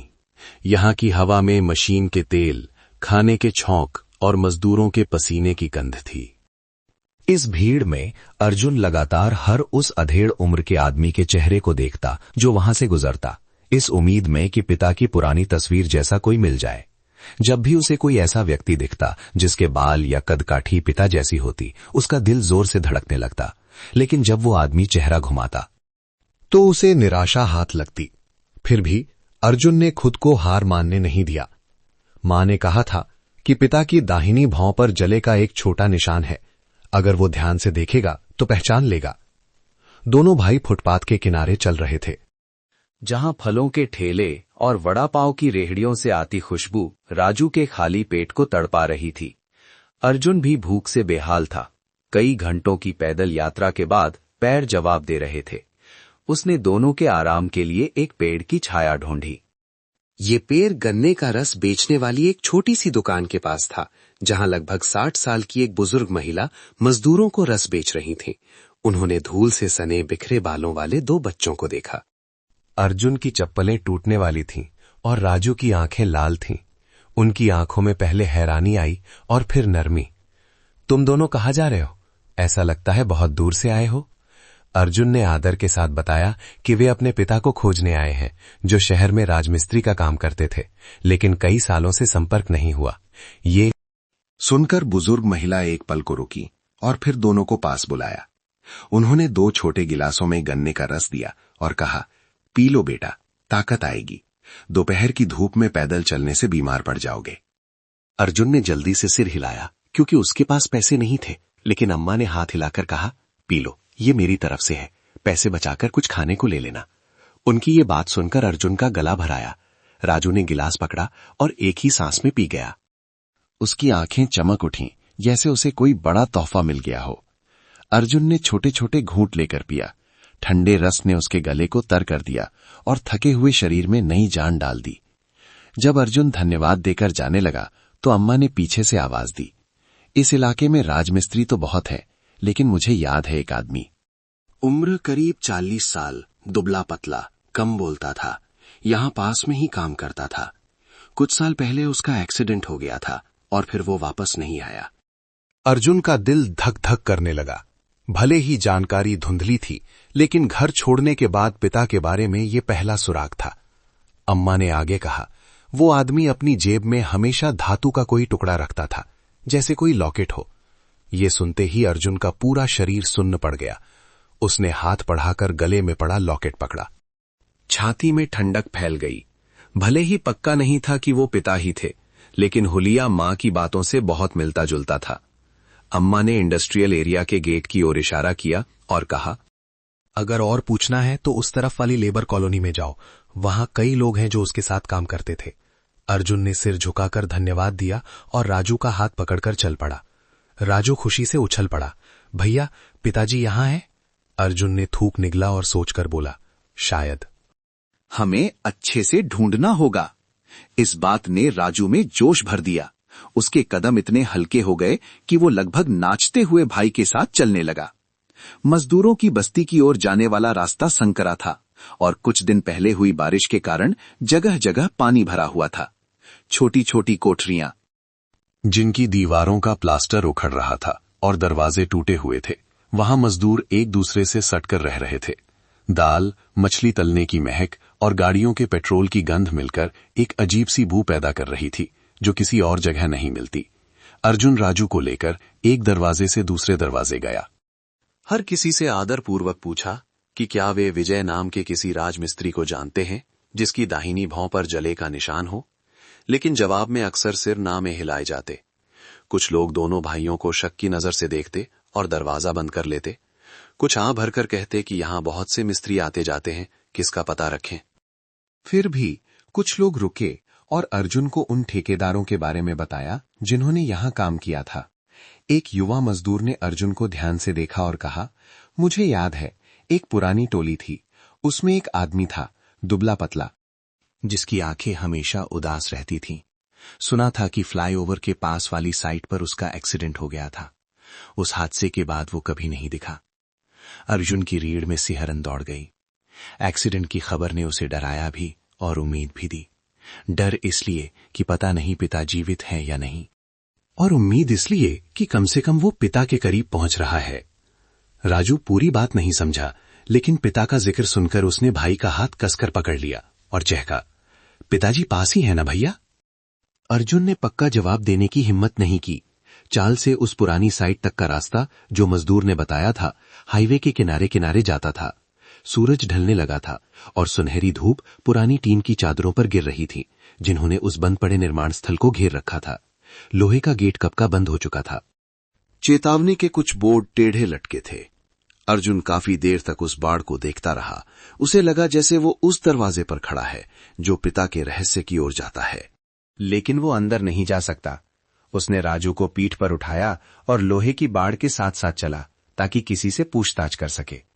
अचानक दूर से एक आदमी ने अपनी मोटरसाइकिल धीमी की और दोनों भाइयों को गौर से देखा। उसका चेहरा धूप से काला पड़ चुका था, कपड़ों पर सीमेंट और चूना लगा था। वो बिल्कुल एक अनुभवी राजमिस्त्री जैसा लग रहा था। तुम दोनों यहां क्या कर रहे हो? उसने पूछा। अर्जुन ने अपनी कहानी दोहरा दी। पिता का नाम सुनते ही वो आदमी थोड़ा चौंका। विजय? हाँ, मैं जानता हूं। मैंने उसके साथ कुछ महीने काम किया था। अर्जुन का दिल जोर से धड़कने लगा। उस आदमी ने आगे कहा, वो बहुत सीधा था, कम बोलता था, लेकिन अपने परिवार को बहुत चाहता था। वो हर रोज अपनी जेब में कोई लॉकेट जैसा कुछ रखता था। कहता था कि इससे बीवी बच्चों की याद आती है। अर्जुन और राजू ने एक पल के लिए एक दूसरे को देखा। राजू ने भाई के गले में बाहें डाल दी और धीरे से खुशी की किलकारी भरी। उस आदमी ने आह भरी। जब से एक्सीडेंट हुआ वो गायब हो गया। सबने सोचा वो मर गया, लेकिन किसी ने कहा था कि उसे कोई गाड़ी में ले गया था। पता नहीं कहां। ये बात एक नई उम्मीद और डर दोनों लेकर आई। अर्जुन ने उस आदमी को धन्यवाद दिया और डूबते सूरज को देखा, जिसने पूरे आसमान को लाल कर दिया था। भले ही साफ जवाब नहीं मिला था, लेकिन उसे लगा कि वो सही दिशा में जा रहा है। राजू ने कंधे पर सिर रखकर पूछा, पिताजी जिंदा है ना भैया? अर्जुन ने मुट्ठी में लॉकेट भींच लिया और शहर की जगमगाती बत्तियों की ओर देखा, जो अब साफ दिखने लगी थीं। मुझे यकीन है, और जब तक मुझे यकीन है, हम आगे बढ़ते रहेंगे। इंडस्ट्रियल एरिया छोड़ने और उस मिस्त्री से मिली टूटी फूटी जानकारी के बाद अर्जुन को लगा जैसे उसने एक छोटा दरवाजा खोल दिया है, जिससे थोड़ी रोशनी आ रही है। भले ही सुराग धुंधले थे, लेकिन लॉकेट वाले आदमी का जिक्र सुनकर उसे विश्वास हो गया कि पिता इस दुनिया से गायब नहीं हुए हैं। ये एहसास एक छोटी सी लौ की तरह था, कमजोर, लेकिन इतनी काफी कि दोनों भाई इस विशाल शहर के बीच आगे बढ़ सकें। अंधेरा छा गया। सड़कों पर पीली रोशनी वाली स्ट्रीट लाइटें जल गईं। लोगों की आवाजाही बढ़ गई। मोटरसाइकिलों और डिलीवरी वैन के शोर ने एक ऐसी लय बना दी जो उनके शांत गांव से बिल्कुल अलग थी। राजू डर और उत्सुकता दोनों से चारों ओर देख रहा था। अर्जुन ने उसका हाथ कसकर पकड़ रखा था, क्योंकि वो जानता था कि जरा सी ढील देने पर यह भीड़ उन्हें निकल सकती है। थकान अब हावी होने लगी थी। अर्जुन के पैर दर्द से फटे जा रहे थे, लेकिन उसे किसी तरह रात गुजारने की जगह ढूंढनी थी। रास्ता उन्हें एक छोटे बाजार की ओर ले गया, जहां कुछ दुकानें अभी खुली थीं। सूखी मछली, सब्जियों और ढाबे से आती तड़के की खुशबू इतनी तेज थी कि राजू के पेट में फिर से मरोड़ उठने लगी। वो भाई को देखने लगा, लेकिन अर्जुन लाचार था, क्योंकि जेब में एक पैसा नहीं बचा था। उसने फुसफुसाकर कहा, बस थोड़ी देर और राजू, मैं सोने की जगह ढूंढ लूं, फिर खाने का कुछ सोचेंगे। राजू ने कोई शिकायत नहीं की, बस सिर हिलाया और अपने पुराने भालू को छाती से लगा लिया। जब राजू इतना समझदार बनता था तो अर्जुन को उस पर बहुत प्यार आता और साथ ही बहुत दुख भी होता। उसे मां की याद आई, उनकी दुबली काया और वो हाथ जो हर रात उनके बाल सहलाते थे। ये सोचकर अर्जुन ने तय किया कि वो किसी भी कीमत पर भाई की रक्षा करेगा। बाजार के आखिरी छोर पर उन्हें एक महिला मिली जो अपनी सब्जी की दुकान समेट रही थी। उन्होंने घिसी हुई सूती साड़ी पहनी थी और बाल पीछे बांध रखे थे। उन्होंने बीच सड़क पर 2 बच्चों को लाचार खड़े देखा तो आवाज दी, ए लड़कों, तुम दोनों इतनी रात को यहां कहां भटक रहे हो? अर्जुन ने आदर से बताया कि वे पिता को खोजने आए हैं और सोने के लिए जगह ढूंढ रहे हैं। ये सुनकर वो महिला रुक गईं। उन्होंने अर्जुन के पैरों पर खरोंचे और राजू की थकी हुई आंखें देखीं और आह भरी, चलो पहले थोड़ा खाना खा लो, फिर जाना। बच्चों का ऐसे सड़क पर रहना ठीक नहीं है। ये कहकर उन्होंने अपने टिफिन से बचा हुआ घर का खाना निकाला और अर्जुन को दिया। मछली की करी और सब्जी की गर्म खुशबू ने अर्जुन की आंखों में आंसू ला दिए। राजू ने डिब्बा खोला और तुरंत खाने लगा। अर्जुन उसे खाते हुए देखता रहा और जब राजू का पेट थोड़ा भर गया तब उसने पहला निवाला लिया। घंटों तक सिर्फ शकरकंद और पानी पर रहने के बाद इस भोजन ने जैसे उन्हें पुनर्जीवित कर दिया। खाने के बाद अर्जुन ने बार बार धन्यवाद दिया और जाने की इजाजत मांगी। भले ही उस महिला ने सब्जी के गोदाम में सोने की पेशकश की, लेकिन अर्जुन ने मना कर दिया क्योंकि वो किसी पर बोझ नहीं बनना चाहता था। उसने बस पुराने रेलवे स्टेशन का रास्ता पूछा जहां कई मजदूर रात काटते थे। महिला ने रास्ता बताया और अर्जुन के हाथ में 2 और शकरकंद थमाते हुए कहा, संभल कर जाना, कोई संदिग्ध दिखे तो दूर रहना और अगर भूख लगे तो कल वापस आ जाना। चाची के पास अभी भी सब्जियां हैं। अर्जुन ने सिर झुकाकर धन्यवाद दिया और भाई का हाथ पकड़कर पुराने स्टेशन की ओर बढ़ गया। पुराना स्टेशन अब इस्तेमाल में नहीं था। बस टूटी फूटी दीवारें और टीन की छत बची थी जहां गरीब मजदूर सिर छिपाते थे। रात की हवा ईंटों की दरारों से आ रही थी जिससे ठंडक बढ़ गई थी, लेकिन कम से कम वहां लोग थे। अर्जुन ने एक सूखा कोना ढूंढा और थैले को तकिया बनाकर रख दिया। राजू इतना थक चुका था कि लेटते ही सो गया, लेकिन अर्जुन की नींद गायब थी। वो अंधेरे में हर परछाई पर नजर रख रहा था। वहां सोने वाले सभी लोग अच्छे नहीं लग रहे थे। कुछ लोगों की नजरें अजीब थीं। इसलिए अर्जुन और सतर्क हो गया। उसने राजू को अपने पास खींचा और हाथ सीने पर रख लिया जहां लॉकेट कमीज के नीचे छिपा था। जब तक ये उसके पास है, पिता को खोजने की उम्मीद भी उसके पास है। रात की आवाजों और अनजान लोगों के बीच वो मां के वादे और पिता के बारे में मिली जानकारी को याद करता रहा। हो सकता है पिता का एक्सीडेंट हुआ हो सकता है कोई उन्हें इलाज के लिए ले गया हो सकता है उनकी याददाश्त चली गई हो, लेकिन सबसे अहम बात यह थी कि वे शायद इसी शहर में कहीं जीवित हैं। इस ख्याल ने अर्जुन को ताकत दी। जब राजू नींद में हिला, अर्जुन ने उसकी पीठ थपथपा दी। उसने भाई के छोटे चेहरे को देखा और खुद से कहा, मैं हार नहीं मानूंगा। मां ने तुझे मुझे सौंपा है। मैं तुझे पिताजी से मिलवाकर ही रहूंगा। रात की हवा और ठंडी हो गई। अर्जुन ने अपनी कमीज से भाई को ढका और आंखें मूंदकर शरीर को आराम देने की कोशिश की। डर और चिंता के बावजूद वो जानता था कि कल उसे और सुराग खोजने होंगे। पिता शायद कुछ ही गलियों दूर हों, या शायद इस बड़े शहर के दूसरे छोर पर। लेकिन चाहे कितनी भी दूर क्यों ना हो, अर्जुन अब वापस नहीं मुड़ सकता था। और उस खंडहर स्टेशन की पीली रोशनी में अर्जुन ने खुद से वादा किया कि कल वे फिर से खोज शुरू करेंगे और तब तक नहीं रुकेंगे जब तक उस दाहिनी भौं पर जले के निशान वाले आदमी को न ढूंढ ले जिसे वो जानता था कि वही उसके पिता है। जब सुबह की हल्की रोशनी स्टेशन के उस कोने में पड़ी, अर्जुन जागा। ठंडी सीमेंट की फर्श पर सोने और रात भर करवटें बदलने से उसका पूरा शरीर दुख रहा था। फिर भी सबसे पहले उसने राजू को देखा। उसका छोटा भाई उस पतली चादर में लिपटा था जो कल सब्जी वाली चाची ने दी थी। चेहरे पर धूल थी, लेकिन वो सुकून से सो रहा था। अर्जुन ने धीरे से उसे उठाया। राजू, उठ जा, हमें चलना है। राजू ने आंखें मली, कुछ बड़बड़ाया और चारों ओर देखा। वो इस अनजान जगह से थोड़ा घबराया हुआ लगा, लेकिन भाई को पास देखकर उसने तुरंत अर्जुन का हाथ पकड़ लिया, जैसे वही उसकी एकमात्र सुरक्षा हो। सुबह की हवा टूटी दीवारों से आ रही थी, जिससे दोनों कांप उठे। अर्जुन खड़ा हुआ, शरीर को सीधा किया और पुराने थैले को कंधे पर टांगा। वे स्टेशन से निकलकर नई बस्ती की ओर चल पड़े, जहां बहुत से मजदूर रहते थे। अर्जुन को विश्वास था कि अगर पिता की खबर चाहिए तो भीड़भाड़ वाली जगह से ही शुरुआत करनी होगी। सूरज निकलने लगा था और कोहरा छट रहा था। नाश्ते की दुकानों से वड़ा पाव, चाय और पूरी भाजी की खुशबू आ रही थी, जिससे दोनों भाइयों के पेट में चूहे कूदने लगे। राजू लोगों को गरम खाना खाते देख ललचाई नजरों से देखने लगा, जिससे अर्जुन का दिल पसीज गया। उसने बात बदलने की कोशिश की। जब पिताजी मिलेंगे तो वे तुझे इससे भी बड़ा वड़ा पाव खिलाएंगे। राजू ने ऊपर देखा। सच में भैया? अर्जुन ने सिर हिलाया। ऐसे जवाब सिर्फ भाई को तसल्ली देने के लिए नहीं थे, बल्कि खुद को हिम्मत देने के लिए भी थे। सामने सड़क पर भीड़ थी, गाड़ियों का शोर। नीली स्लेटी वर्दी में काम पर जाते मजदूर। अर्जुन राजू को पीठ पर लादे हर समूह के पास जाता, उम्मीद करता कि कोई विजय नाम को पहचान ले, लेकिन वही पुराने नहीं वाले जवाब मिलते। उसने हार नहीं मानी और लोगों से पूछता रहा। एक युवा मजदूर जो चलते चलते पाव खा रहा था, अर्जुन को गौर से देखने लगा और पूछा, क्या नाम बताया? कौन सी साइट पर काम करता था? अर्जुन ने वहीं रटा रटाया हुलिया बताया। नाम विजय, राजमिस्त्री, दाहिनी भौं पर निशान। हमेशा जेब में चांदी का लॉकेट रखता था। मजदूर ने कुछ देर सोचा और बोला, मैं पक्का नहीं कह सकता, लेकिन ये सुना सुना सा लगता है। शायद फ्लाईओवर के पास वाली साइट की पुरानी टीम में ऐसा कोई आदमी था। अर्जुन एकदम चौकन्ना हो गया।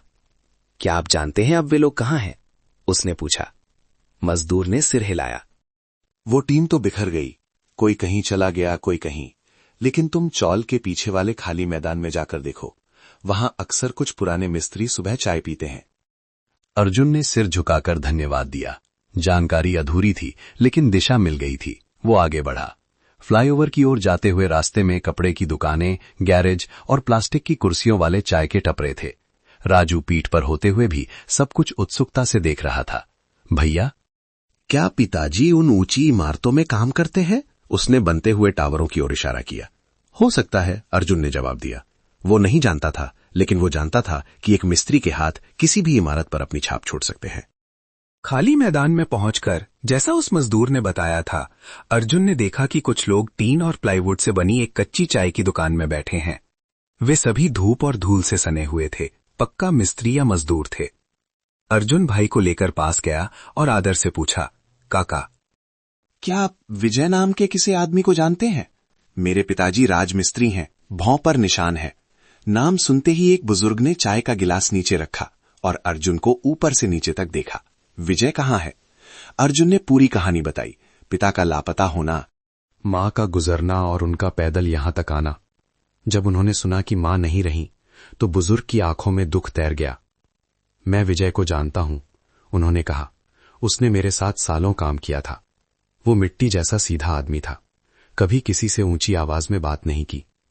अर्जुन सांस रोके अगली बात का इंतजार करने लगा।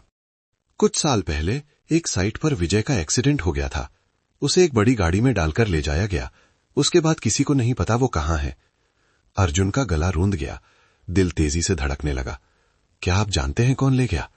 बुजुर्ग ने सिर हिलाया। पता नहीं, वो सब बहुत जल्दी हुआ। लोग बताते हैं उसे गाड़ी में डाला और गायब हो गए। किसी और ने बीच में कहा, शायद अस्पताल ले गए हों या शायद कोई जान पहचान वाला ले गया हो। ये सुनकर अर्जुन और घबरा गया। जानकारी वही थी जो उसे पहले मिली थी। लेकिन अभी भी एक टुकड़ा गायब था। तभी उसे गाड़ी वाली बात याद आई। काका, क्या आपको याद है गाड़ी कौन से रंग की थी? बुजुर्ग ने सोचा और बोले, शायद सफेद रंग की थी। बड़ी कार थी, लेकिन बहुत पुरानी बात है, ठीक से याद नहीं। अर्जुन ने सबको धन्यवाद दिया।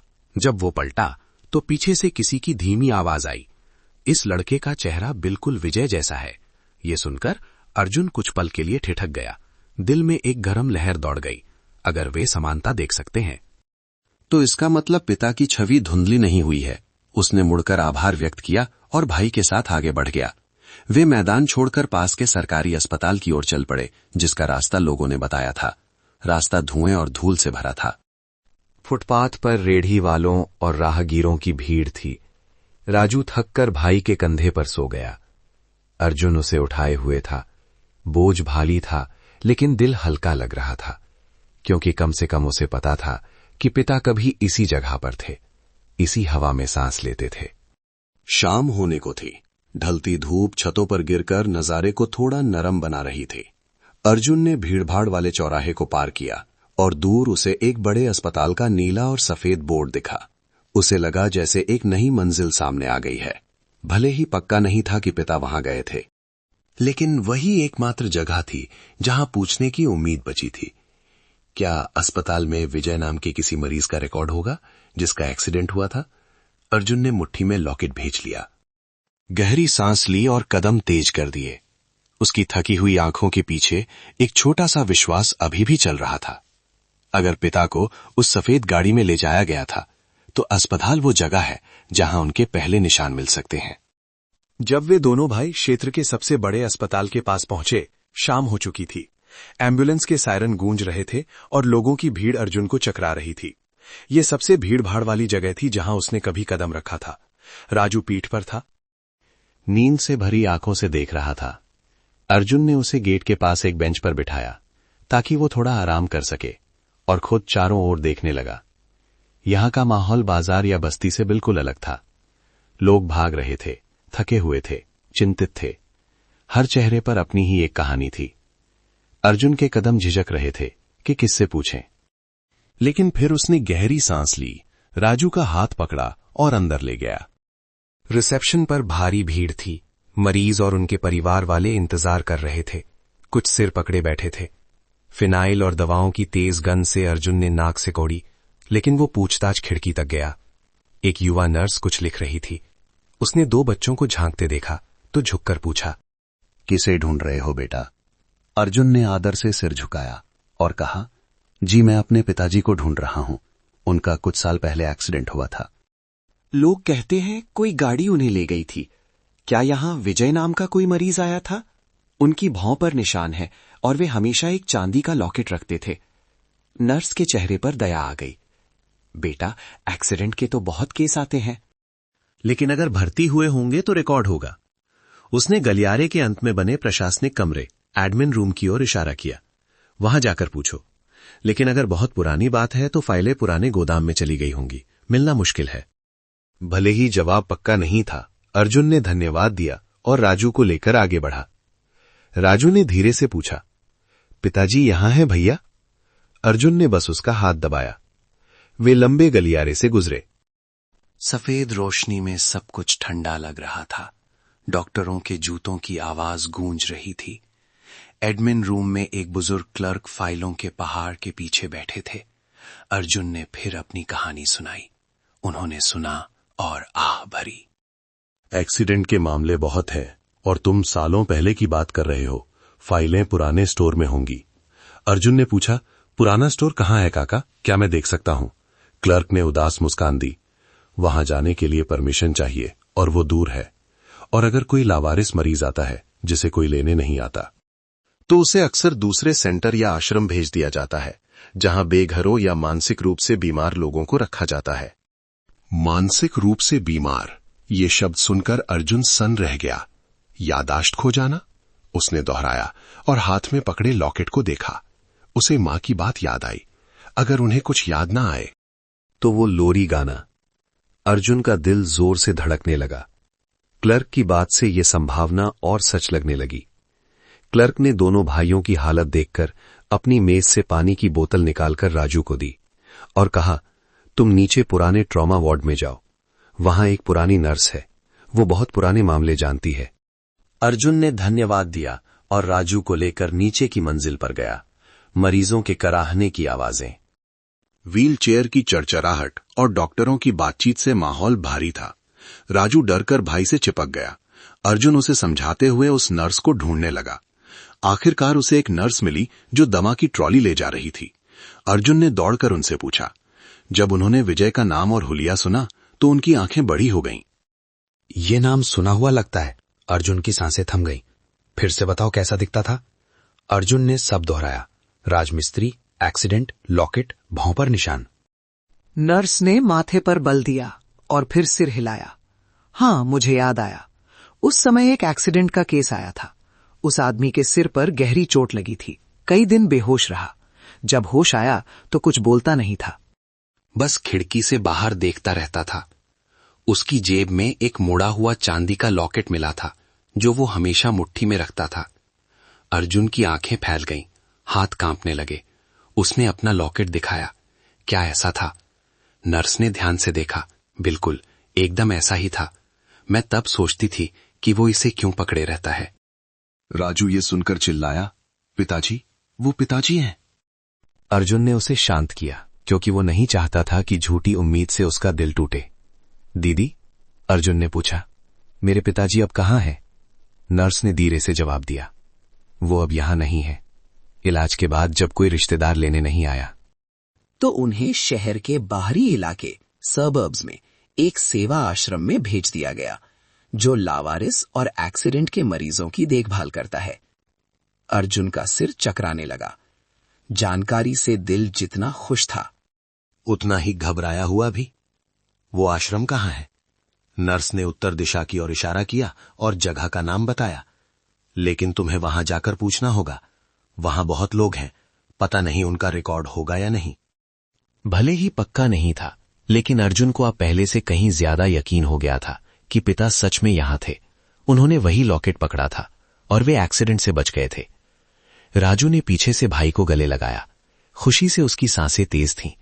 भैया, पिताजी जिंदा हैं? अर्जुन ने भाई का हाथ कस लिया। हाँ, मुझे यकीन है। नर्स ने कुछ और हिदायतें दी और उन्हें बाहर तक छोड़ा। जब वे अस्पताल के धूप वाले आंगन में खड़े थे, अर्जुन ने खुले नीले आसमान को देखा। उसे लगा जैसे कोई अदृश्य शक्ति उसे सही रास्ता दिखा रही है। बिखरे हुए सुरागों और अधूरी कहानियों से निकलकर अब उसे पहली बार एक साफ मंजिल मिली थी। शहर के बाहर वो आश्रम जहां पिता को ले जाया गया था। अर्जुन ने राजू को फिर से पीठ पर उठाया और पहले से कहीं ज्यादा मजबूत आवाज में कहा, चल राजू, हम चलते हैं, पिताजी हमारा इंतजार कर रहे हैं। और इस तरह गाड़ियों के शोर और भागती दुनिया के बीच दोनों भाई शहर की तपती सड़क पर फिर से चल पड़े। लेकिन इस बार उम्मीद का दरवाजा थोड़ा और खुल चुका था। अस्पताल से निकलने के बाद नर्स से मिली उस कीमती जानकारी ने अर्जुन को ऐसा महसूस कराया जैसे उसके पैरों का बोझ थोड़ा हल्का हो गया हो। भले ही कई दिनों की पैदल यात्रा के कारण शरीर टूट रहा था, लेकिन नर्स ने जिस आश्रम का जिक्र किया था वो शहर के बाहरी इलाके में था, जिसका मतलब था कि दोनों भाइयों को अभी भी काफी लंबा रास्ता तय करना था। लेकिन गोदावरी से निकलने के बाद यह पहली बार था जब अर्जुन सिर्फ धुंधली उम्मीद के सहारे नहीं, बल्कि एक पक्की दिशा की ओर बढ़ रहा था। राजू भी बहुत खुश था। उसकी आंखें ऐसे चमक रही थीं जैसे किसी ने दिया जला दिया हो। भले ही वो बड़ों की सारी बातें नहीं समझता था, लेकिन भाई को ये कहते सुनकर कि पिताजी जीवित हैं, बच्चे में नई जान आ गई थी।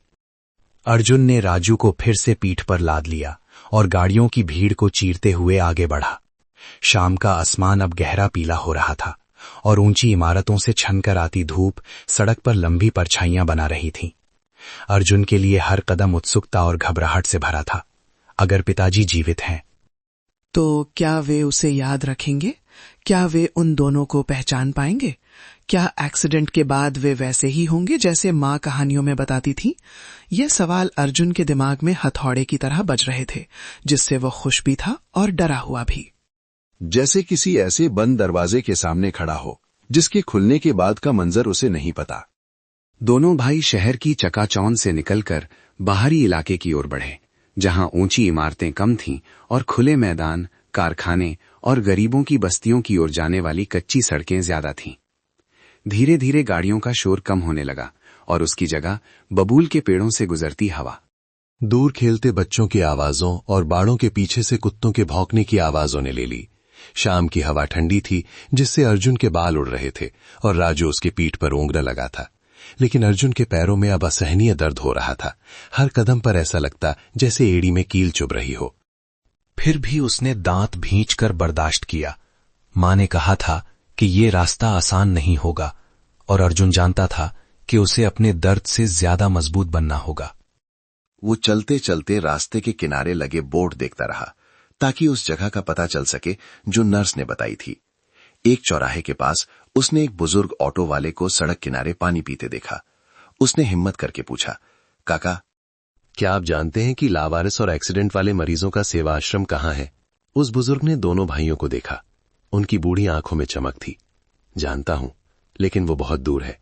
तुम्हें उस दलदली इलाके के पास से घूमकर जाना होगा, फिर कच्ची सड़क पकड़नी होगी, तब जाकर आएगा। अर्जुन ने बेचैनी से पूछा, क्या आप पैदल जा सकते हैं?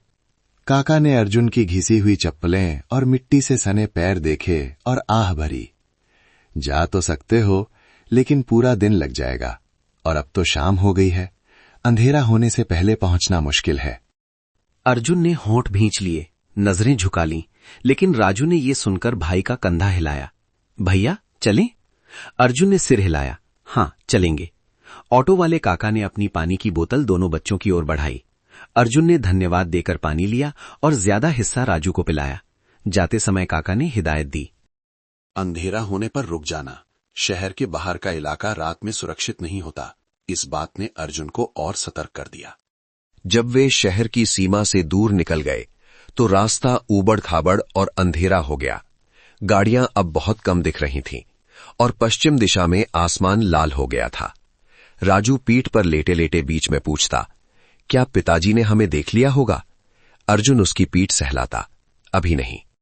लेकिन वे बहुत पास हैं। ये बात अर्जुन खुद को भी समझा रहा था।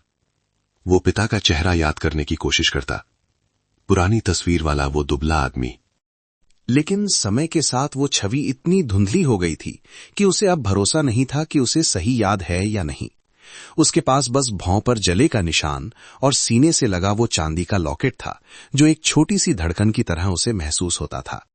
जब पूरा अंधेरा छा गया, दोनों भाई एक कच्ची सड़क पर आ गए जो गांव की ओर जाती थी।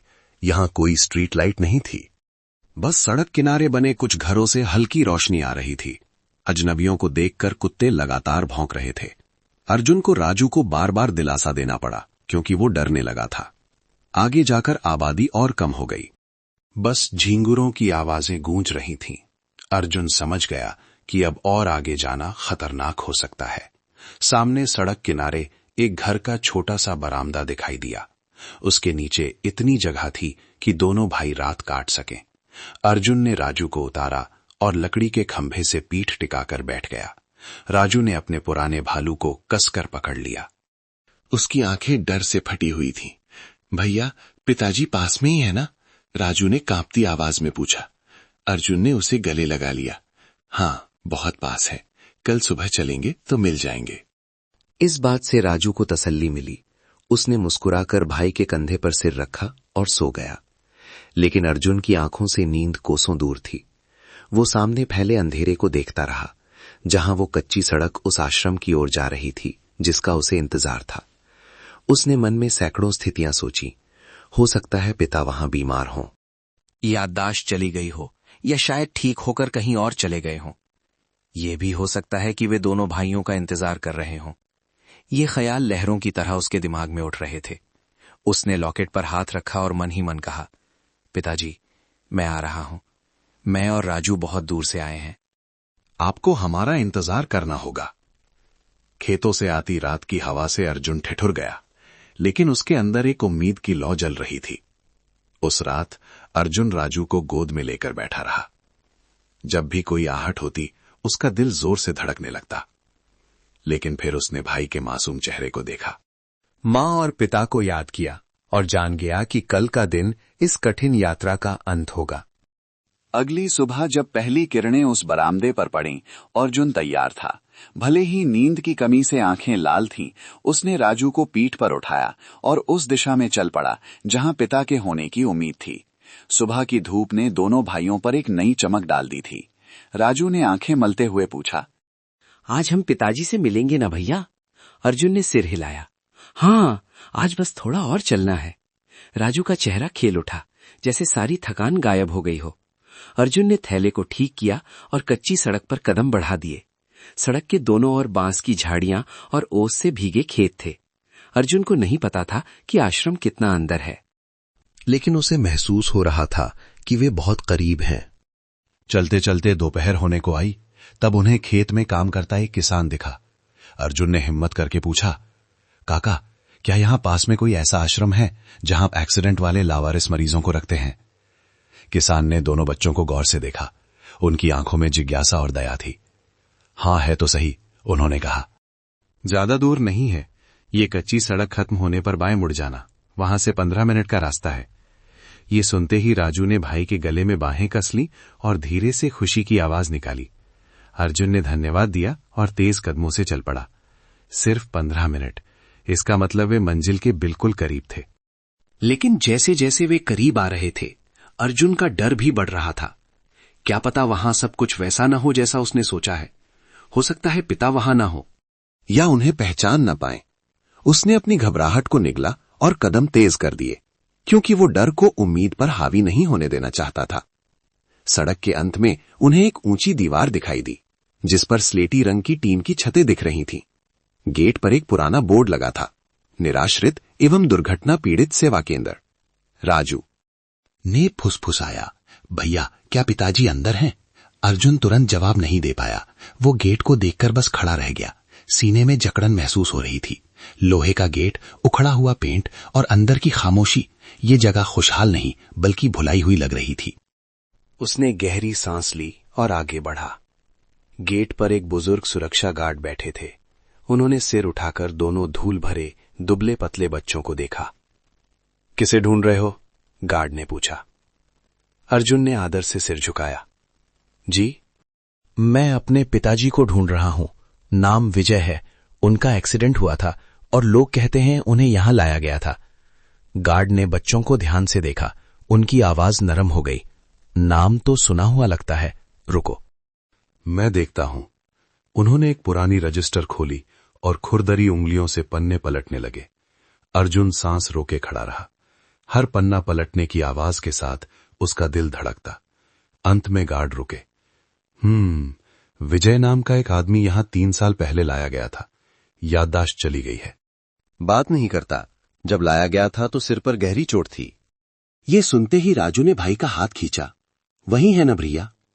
अर्जुन के गले से आवाज नहीं निकली, बस सीने में दर्द सा उठा। गार्ड अपनी कुर्सी से उठे और इशारा किया, मेरे साथ आओ। दोनों भाई आश्रम के आंगन में दाखिल हुए। वहां अजीब सी शांति थी। सफेद रंगी हुई बैरक जैसी कोठरियां थीं, जिन पर समय की मार साफ दिख रही थी। कुछ लोग पेड़ों के नीचे बैठे थे, जिनकी नजरें शून्य में थीं। कोई किसी से बात नहीं कर रहा था। हर किसी के चेहरे पर एक अलग थकान थी। अर्जुन लॉकेट को कसकर पकड़े हुए चल रहा था। एक कमरे के सामने गार्ड रुके। वो यहां है, लेकिन पहले ही बता दूं, वो किसी को पहचानता नहीं है। ये बात अर्जुन को सर्द हवा के झोंके जैसी लगी। दिल में चुभन हुई, लेकिन चाहे पिता पहचाने या ना पहचाने, उसे मिलना ही था।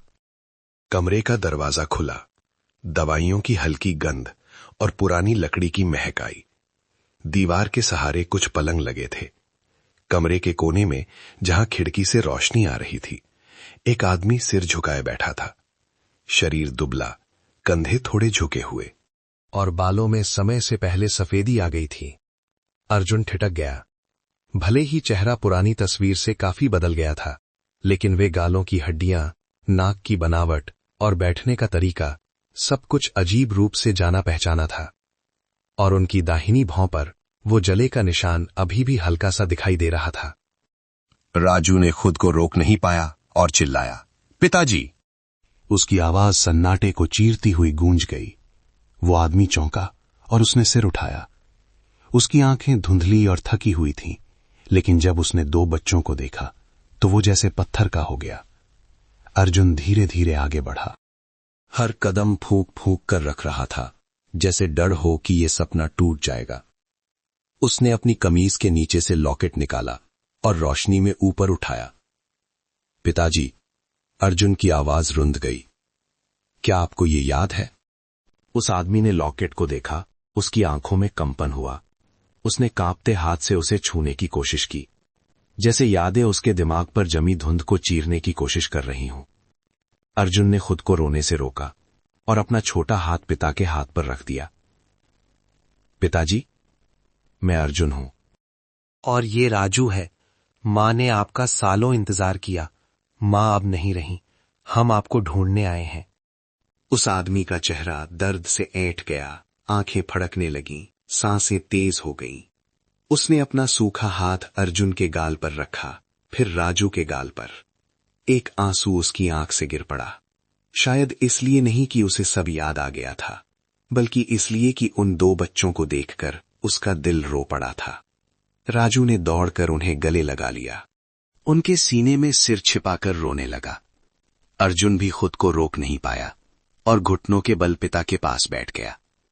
वो आदमी विजय पूरी तरह टूट गया। होठों को हिलाने की कोशिश की, लेकिन शब्द नहीं निकले, बस एक घुटती हुई सिसकी निकली। वे तीनों उस पुराने कमरे में इस नुकसान से भरी दुनिया के बीच आखिरकार एक दूसरे से मिल गए थे। भले ही पिता की याददाश्त अधूरी थी, भले ही आगे का रास्ता कठिन था, लेकिन वो पल उन सब चीजों का इनाम था जो उन्होंने खोई थीं। जब गार्ड ने चुपचाप दरवाजा बंद किया, अर्जुन ने अपना सिर पिता के कंधे पर टिका दिया और मन ही मन कहा, मां, हमने पिताजी को ढूंढ लिया। पिता के गले लगने का वो पल ऐसा था जैसे बाहर की दुनिया थम गई हो, लेकिन उन भावुक पलों के बाद अर्जुन को हकीकत का सामना करने के लिए खुद को संभालना पड़ा। पिता अभी भी वहीं बैठे थे, कंधे हल्के हल्के कांप रहे थे, आंखों में गहरा दुख था। जैसे कोई लंबे सपने से जागा हो और समझ ना पा रहा हो कि क्या हो रहा है। राजू अभी भी उनसे चिपका हुआ था, जैसे डर रहा हो कि छोड़ते ही पिता पैर गायब हो जाएंगे। अर्जुन ने पिता के कंधे पर हाथ रखा और भीगी लेकिन दृढ़ नजरों से उन्हें देखा। पिताजी, मैं राजू को लेकर गोदावरी से पैदल यहां आया हूं। मां ने कहा था कि आपको वापस लाना है। विजय ने अर्जुन को देर तक देखा। उनकी आंखों में उलझन थी, जैसे वे कुछ पहचान रहे थे लेकिन नाम नहीं दे पा रहे थे। उनका हाथ धीरे से अर्जुन के चेहरे पर गया और फिर फिसलकर राजू का हाथ थाम लिया। दोनों बच्चों ने उस स्पर्श में वो गर्माहट महसूस की जो इतने सालों के दुख के बाद भी बची हुई थी। तभी दरवाजे पर हल्की दस्तक हुई और एक नर्स अंदर आई। उसका चेहरा सौम्य था। तुम तीनों ठीक हो? उसने पूछा। ये अभी भी बहुत घबराए रहते हैं, लेकिन आज इनकी प्रतिक्रिया बाकी दिनों से बहुत अलग है। शायद अपनों को देखकर कुछ याद आ गया हो। अर्जुन ने तुरंत पूछा, दीदी, पिताजी को क्या हुआ है? वे बोल क्यों नहीं रहे? नर्स ने कुर्सी खींची और बिस्तर के पास बैठ गई। आवाज में गंभीरता थी। सिर पर बहुत गहरी चोट लगी थी। जब यहां लाए गए थे तो न अपना नाम जानते थे, न पता। भूलते भी नहीं थे। ऐसा नहीं कि गूंगे हो गए हैं। बस सदमे की वजह से आवाज बंद हो गई है। ये बस खिड़की से बाहर देखते रहते हैं या फिर उस धातु के टुकड़े को मुट्ठी में भींचे रहते हैं जो इनकी जेब से मिला था। ये सुनकर अर्जुन का गला भर आया। वो धातु का टुकड़ा पक्का पिता का लॉकेट ही था, बिल्कुल वैसा ही जैसा उसने पहना था। नर्स ने आगे कहा, सालों से हम इनकी देखभाल कर रहे हैं, लेकिन कोई मिलने नहीं आया। ये केवल 2 चीजों पर प्रतिक्रिया देते हैं, वो लॉकेट और अगर कोई लोरी गाता है। अर्जुन चौंक गया। राजू ने भाई को देखा। भैया, मां वाली लोरी? अर्जुन को मां की आखिरी बात याद आई।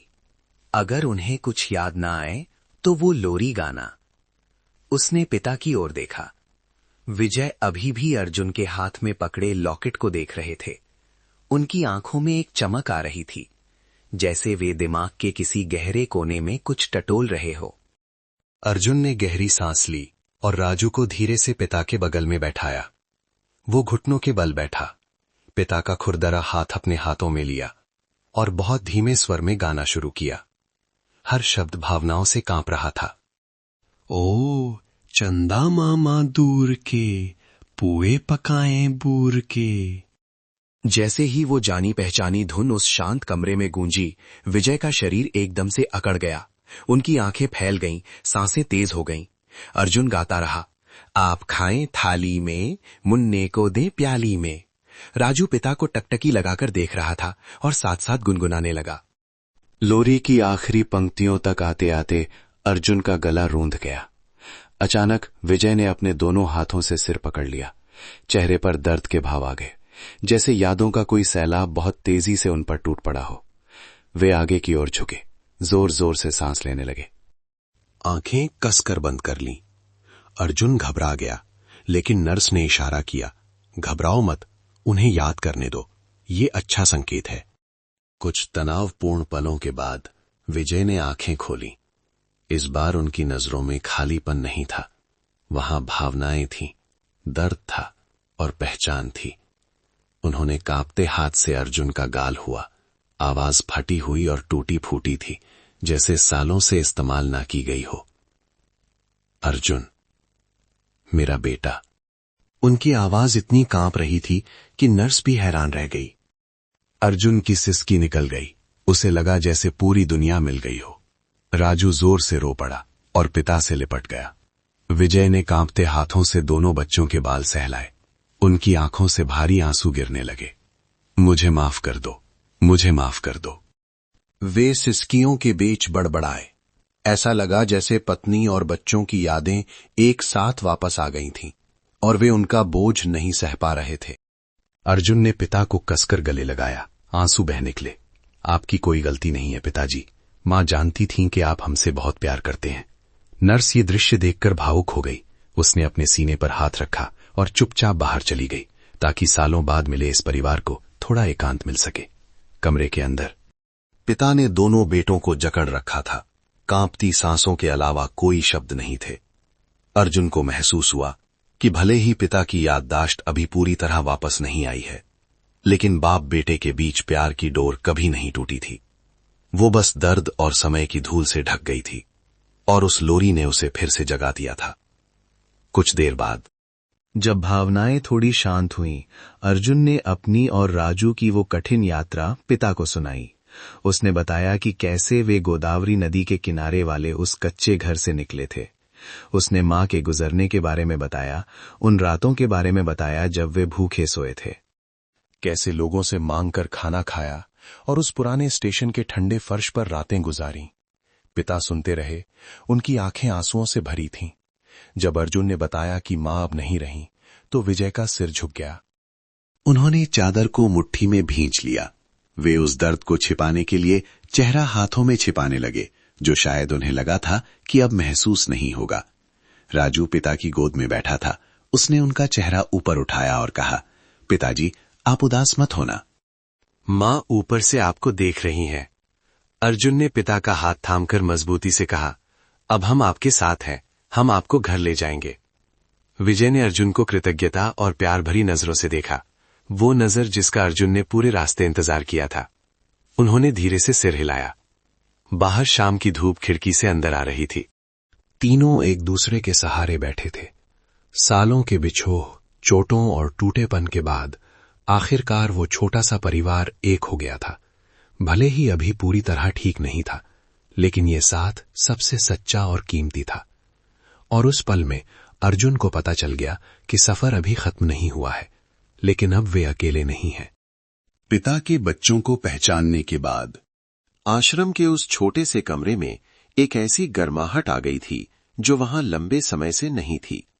लेकिन मिलन की खुशी ज्यादा देर नहीं टिक पाई, क्योंकि हकीकत सामने खड़ी थी। उनके पिता अब वैसे मजबूत नहीं थे जैसे मां की यादों में थे। सिर की चोट के कारण उनकी याददाश्त अभी भी टुकड़ों में वापस आ रही थी। कभी याद रहती तो कभी भूल जाते। आश्रम के कर्मचारियों ने बताया कि भले ही वे पहले से बेहतर हैं, लेकिन उन्हें पूरी तरह ठीक होने में याददाश्त और सेहत दोनों के लिए लंबा समय लगेगा। जब तीनों थोड़ा शांत हुए, नर्स फिर से अंदर आई। वो बिस्तर के पास बैठी। उसका स्वर नरम लेकिन गंभीर था। अगर तुम लोग इन्हें घर ले जाना चाहते हो तो कागजी कार्रवाई करनी होगी और देखभाल के लिए एक जगह होनी चाहिए। इनकी मानसिक हालत अभी भी ठीक नहीं है। इन्हें अकेला नहीं छोड़ा जा सकता। अर्जुन ने सिर हिलाया और दृढ़ता से कहा, मैं पिताजी का ख्याल रखूंगा। ये सुनकर विजय ने धीरे से सिर घुमाकर बेटे को देखा। उनकी आंखों में नरमी आ गई। उन्होंने अपना कांपता हुआ हाथ अर्जुन के सिर पर रखा। राजू पिता का हाथ कसकर पकड़े हुए था, जैसे डर हो कि कोई छीन लेगा। नर्स ने दोनों बच्चों को देखा और आ भरी। तुम दोनों बहुत छोटे हो, लेकिन मुझे यकीन है कि तुम अपने पिता से बहुत प्यार करते हो। इन्हें ले जाना सही है, लेकिन क्या कोई बड़ा है जो मदद कर सके? कोई रिश्तेदार? अर्जुन चुप हो गया। मां के जाने के बाद उनका कोई रिश्तेदार नहीं बचा था। पड़ोसियों ने बस तब तक मदद की थी जब तक वे वहां थे, लेकिन वे उन्हें पालने की जिम्मेदारी नहीं ले सकते थे। उसने सिर झुकाकर धीमी आवाज में कहा, दीदी, हमारे पास बस पिताजी ही हैं। नर्स रुक गई। उसकी आंखों में दया आ गई। तो अगर इन्हें ले जाओगे तो रहोगे कहां? अर्जुन ने होंठ भींच लिए। ये सवाल उसके गले में अटक गया। न घर, न मां, न पैसा और न ही कोई बड़ा संरक्षक। लेकिन फिर उसने पिता को देखा, ढीले मरीज वाले कपड़ों में, सफेद होते बाल, सिर पर चोट का बड़ा निशान, बीमारी से पीला पड़ा चेहरा। ये आदमी कभी पूरे परिवार की उम्मीद था। इसने अपनी जवानी कमाने के लिए लगा दी, कभी अर्जुन को गोद में लेकर खिलाया था और वादा किया था कि सबको शहर ले जाएगा, लेकिन एक्सीडेंट ने उसे उनसे छीन लिया और मां को गरीबी और अकेलेपन में छोड़ दिया। अगर अर्जुन अब हार मान ले तो परिवार को कौन बचाएगा? यह सोचकर उसने सिर उठाया। मैं काम ढूंढ लूंगा, मैं बड़ा हो गया हूं, मैं पिताजी और राजू को संभाल लूंगा। राजू ने भी सिर हिलाया। भले ही उसे संभालने का मतलब नहीं पता था, लेकिन वो जानता था कि भाई जो कह रहा है वो सही है। नर्स ने उदास मुस्कान दी। मैं समझती हूं, लेकिन बेटा, बाहर की दुनिया बहुत सख्त है। अर्जुन ने पिता का हाथ पकड़ा और कहा, रास्ता कितना भी मुश्किल हो, चलेंगे, बस पिताजी साथ होने चाहिए। विजय ने कांपते हाथों से अर्जुन के बाल सहलाए। उनकी आंखों में वो जाना पहचाना भाव था, खुद पर गुस्सा, बच्चों के लिए प्यार, और ऐसा लग रहा था जैसे सालों से बंद उनका दिल धीरे धीरे खुल रहा हो। नर्स ने अर्जुन को बाहर जाकर गार्ड से प्रक्रिया समझने को कहा। पिता को आराम करने के लिए कमरे में ही रहने दिया गया। राजू पिता को छोड़ना नहीं चाहता था, लेकिन अर्जुन ने उसे समझाया, हम बस अभी आ रहे हैं। पिताजी को छोड़कर कहीं नहीं जाएंगे। दोनों भाई आंगन में आए। यहां उन लोगों की उदासी थी जिनका कोई परिवार नहीं था। कुछ मरीज पेड़ों के नीचे बैठे शून्य में ताक रहे थे। हवा चलने पर पत्तों की सरसराहट अकेलेपन का एहसास करा रही थी, लेकिन अर्जुन के लिए आज ये जगह उम्मीद की नई शुरुआत थी। गार्ड ने कागज समझाए और फिर पूछा, रहने का क्या, कहां ले जाओगे? अर्जुन ने कुछ देर सोचा और कहा, मैं किराए का कमरा ढूंढूंगा, इंडस्ट्रियल एरिया में काम मांगूंगा। गार्ड ने 10 साल के इस बच्चे को एक वयस्क की तरह बात करते देखा और कहा, तुम बहुत हिम्मती हो बेटा, मैं आश्रम वालों से बात करूंगा कि क्या कुछ मदद मिल सकती है। अर्जुन ने सिर झुकाकर धन्यवाद दिया। फिर वे वापस पिता के पास गए। विजय बिस्तर पर बैठकर दरवाजे की ओर देख रहे थे, जहां से शाम की धूप आ रही थी। बच्चों को देखते ही उन्होंने हाथ बढ़ाने की कोशिश की। आवाज कमजोर थी। राजू दौड़कर उनसे लिपट गया। अर्जुन पास बैठा। पिताजी, हम आपको घर ले जाएंगे। अब आपको यहां अकेले नहीं रहना पड़ेगा। विजय ने अर्जुन का हाथ हल्का सा दबाया। उस पकड़ में वो प्यार था जो उन्हें लगा था कि खो चुका है। अर्जुन ने उन्हें अपने सफर की हर बात बताई, मां के अंतिम संस्कार से लेकर धूल भरी सड़कों, अजनबियों की मदद और स्टेशन की रातों तक। पिता सुनते रहे। आंखें लाल हो गईं। जब उन्होंने सोचा कि उनके बच्चे उन्हें खोजने के लिए सड़कों पर भटक रहे थे, तो उन्होंने दर्द से चेहरा ढक लिया। राजू उनकी गोद में बैठकर बोला, पिताजी, अब हमें छोड़कर मत जाना। विजय का शरीर कांप उठा। उन्होंने राजू को भींच लिया और रोंधे गले से कहा, अब नहीं छोड़ूंगा, अब घर चलेंगे। उनकी आवाज टूटी फूटी थी, लेकिन बच्चों के लिए ये सबसे बड़ा वादा था। सूरज ढल गया। कमरे में सुनहरी रोशनी भर गई। तीनों एक दूसरे के सहारे बैठे थे। कोई कुछ नहीं बोला, लेकिन पिता की बाहों की गर्माहट ने अर्जुन के दिल का बोझ हल्का कर दिया। चुनौतियां अभी भी थीं, कागज, कमरा, काम, दवाइयां, लेकिन अब वे साथ थे और आगे बढ़ने के लिए अर्जुन को बस इतना ही चाहिए था। उस रात कई दिनों बाद पहली बार अर्जुन को डर नहीं लगा। वो पिता और भाई के बगल में लेटा, लॉकेट पर हाथ रखा और मन ही मन मां से कहा, मां, हम पिताजी का ख्याल रखेंगे, आप चिंता मत करना। अगली सुबह खिड़की से आती पहली किरण ने तीनों को जगाया।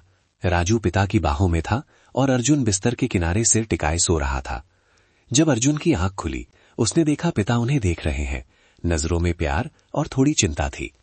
पिता ने अर्जुन के बाल सहलाए। अर्जुन ने उनका हाथ पकड़कर पूछा, थकान तो नहीं है? विजय ने ना में सिर हिलाया, लेकिन वे कमजोर दिख रहे थे। अच्छी बात यह थी कि उनकी याददाश्त धीरे धीरे साफ हो रही थी। अब वे बच्चों को अजनबियों की तरह नहीं देख रहे थे, बल्कि एक ऐसे पिता की नजर से देख रहे थे जिसे वक्त ने बहुत कुछ भुला दिया था। लेकिन अब वो अपनी जगह वापस पा रहा था। नर्स आई और ये देखकर मुस्कुराई। आज ये ज्यादा होश में लग रहे हैं। परिवार का साथ वाकई दवा जैसा होता है। अर्जुन ने धन्यवाद देकर डिस्चार्ज की बात की। नर्स ने समझाया कि उन्हें कई बार चेकअप के लिए आना होगा और दवाइयां समय पर देनी होंगी। ये कभी याद करेंगे, कभी भूल जाएंगे, इसलिए हमेशा कोई साथ रहना चाहिए। अर्जुन ने सब ध्यान से सुना। गार्ड ने जाते समय अर्जुन को सूखे पाव का एक पैकेट और पानी की बोतल दी। ये रख लो, तुम जैसा बच्चा मैंने नहीं देखा। अर्जुन ने दोनों हाथों से उसे लिया। फिर उसने पिता को सहारा देकर खड़ा किया। आश्रम का दिया हुआ पुराना स्वेटर उन्हें पहनाया। पिता के पैर डगमगा रहे थे। अर्जुन ने उनकी कमर पकड़कर सहारा दिया। राजू दूसरी तरफ से हाथ पकड़े चल रहा था। तीनों उस गेट से बाहर निकले। अर्जुन के लिए हर कदम भारी था, लेकिन उम्मीद से भरा था। अब वे पीछे मुड़कर नहीं देखने वाले थे। कस्बे की ओर लौटते हुए कच्ची सड़क पर पिता धीरे धीरे चल रहे थे। उनकी आंखें आसपास ऐसे देख रही थीं जैसे उस दुनिया को फिर से पहचान रहे हों जिसे उन्होंने खो दिया था। जब वे घास के मैदान के पास से गुजरे जहां हवा लहरें बना रही थी, विजय अचानक रुक गए। उन्होंने आंखें बंद की और गहरी सांस ली, जैसे कोई पुरानी याद ताजी हो गई हो। अर्जुन ने पूछा, कुछ याद आया पिताजी? उन्होंने आंखें खोली और धीरे से सिर हिलाया। हवा की आवाज हमारे घर जैसी है। अर्जुन की आंखें भर आईं। पिताजी सच में वापस आ रहे थे। कस्बे में पहुंचकर अर्जुन ने कमरा ढूंढना शुरू किया, लेकिन बीमार पिता, छोटा बच्चा और 10 साल का लड़का देखकर ज्यादातर मकान मालिक हिचकिचा रहे थे। कोई कहता यहां परिवार नहीं रखते, तो कोई कहता बीमार है। कुछ हो गया तो पुलिस का चक्कर कौन पालेगा? अर्जुन माफी मांगकर आगे बढ़ जाता। पूरी सुबह भटकने के बाद भी छत नहीं मिली। आखिर में दोपहर के समय एक बुजुर्ग मकान मालकिन ने तीनों को देर तक देखा और आह भरी, तुम्हें देखकर तरस आता है। ठीक है, रसोई के पीछे एक छोटी कोठरी है। बहुत छोटी है, लेकिन अगर काम चला सको तो रह लो। अर्जुन ने बार बार झुककर धन्यवाद दिया। वो कमरा बहुत छोटा था, दीवारें सीलन भरी थी, छत नीची थी। बस एक पुरानी चटाई और एक खराब पंखा था, लेकिन उस वक्त अर्जुन और राजू के लिए वो किसी महल से कम नहीं था। मां के जाने के बाद ये पहली बार था जब उन्हें घर जैसी कोई जगह मिली थी। जब पिता चटाई पर बैठे, राजू तुरंत उनकी गोद में सिर रखकर लेट गया, जैसे डर रहा हो कि हटते ही ये सपना टूट जाएगा। अर्जुन को थोड़ी राहत मिली, लेकिन चिंता अभी बाकी थी। अब काम ढूंढना था। उसने मालकिन से पूछा कि क्या वो किराए के बदले कोई काम कर सकता है, लेकिन उन्होंने हाथ हिलाकर मना कर दिया। पहले पिता और भाई को संभाल, जब सब ठीक हो जाए तब देखेंगे। दुनिया में अभी भी अच्छे लोग थे। शाम को अर्जुन पिता और भाई को लेकर इंडस्ट्रियल एरिया में काम मांगने गया। 10 साल की उम्र और चेहरे पर गंभीरता देखकर कुछ रेडी वालों को लगा वो बड़ा है। उन्हें बोतलें बीनने, गत्ते के डिब्बे जमाने और ढाबे पर बर्तन धोने का काम मिल गया। पैसे ज्यादा नहीं थे, लेकिन अपनी मेहनत की पहली कमाई थी। पिता पास ही बैठे थे, राजू के सिर पर हाथ रखे, और अर्जुन को काम करते देख रहे थे। उनकी आंखों में दुख और पछतावा था। शायद वे सोच रहे थे कि उनकी वजह से बच्चों को कितना कष्ट उठाना पड़ रहा है। रात को कमरे में लौटकर अर्जुन ने अपनी कमाई से खरीदी हुई दलिया, पॉरेज पिता को खिलाई। ये एक साधारण सी खुशी थी।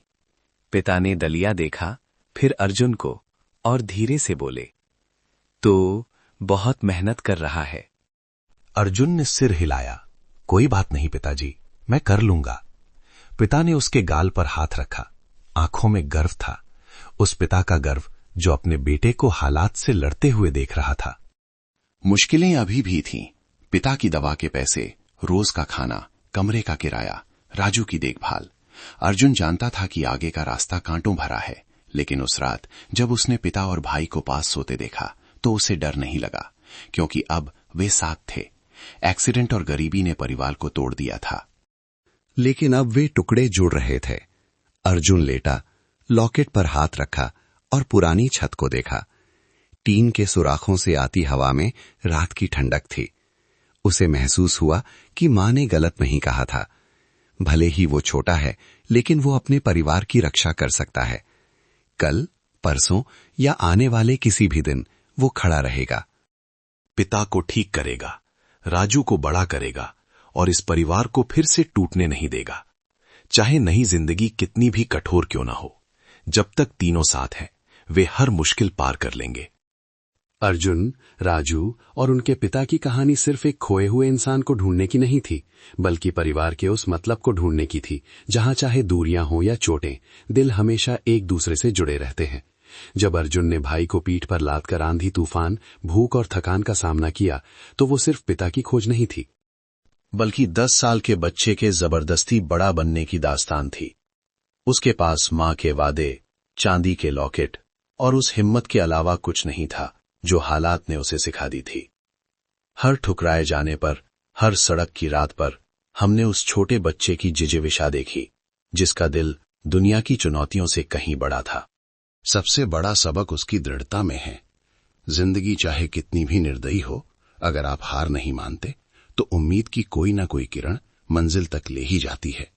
उन्हें नहीं पता था पिता जिंदा है या नहीं, खाना मिलेगा या नहीं, लेकिन अर्जुन चलता रहा। ये ताकत शरीर की नहीं, प्यार की थी। ये याद दिलाती है कि इंसान रोटी या पैसे से ज्यादा प्यार और जिम्मेदारी के सहारे जीता है। वे अदृश्य ताकतें जो हमें पहाड़ पार करा देती हैं।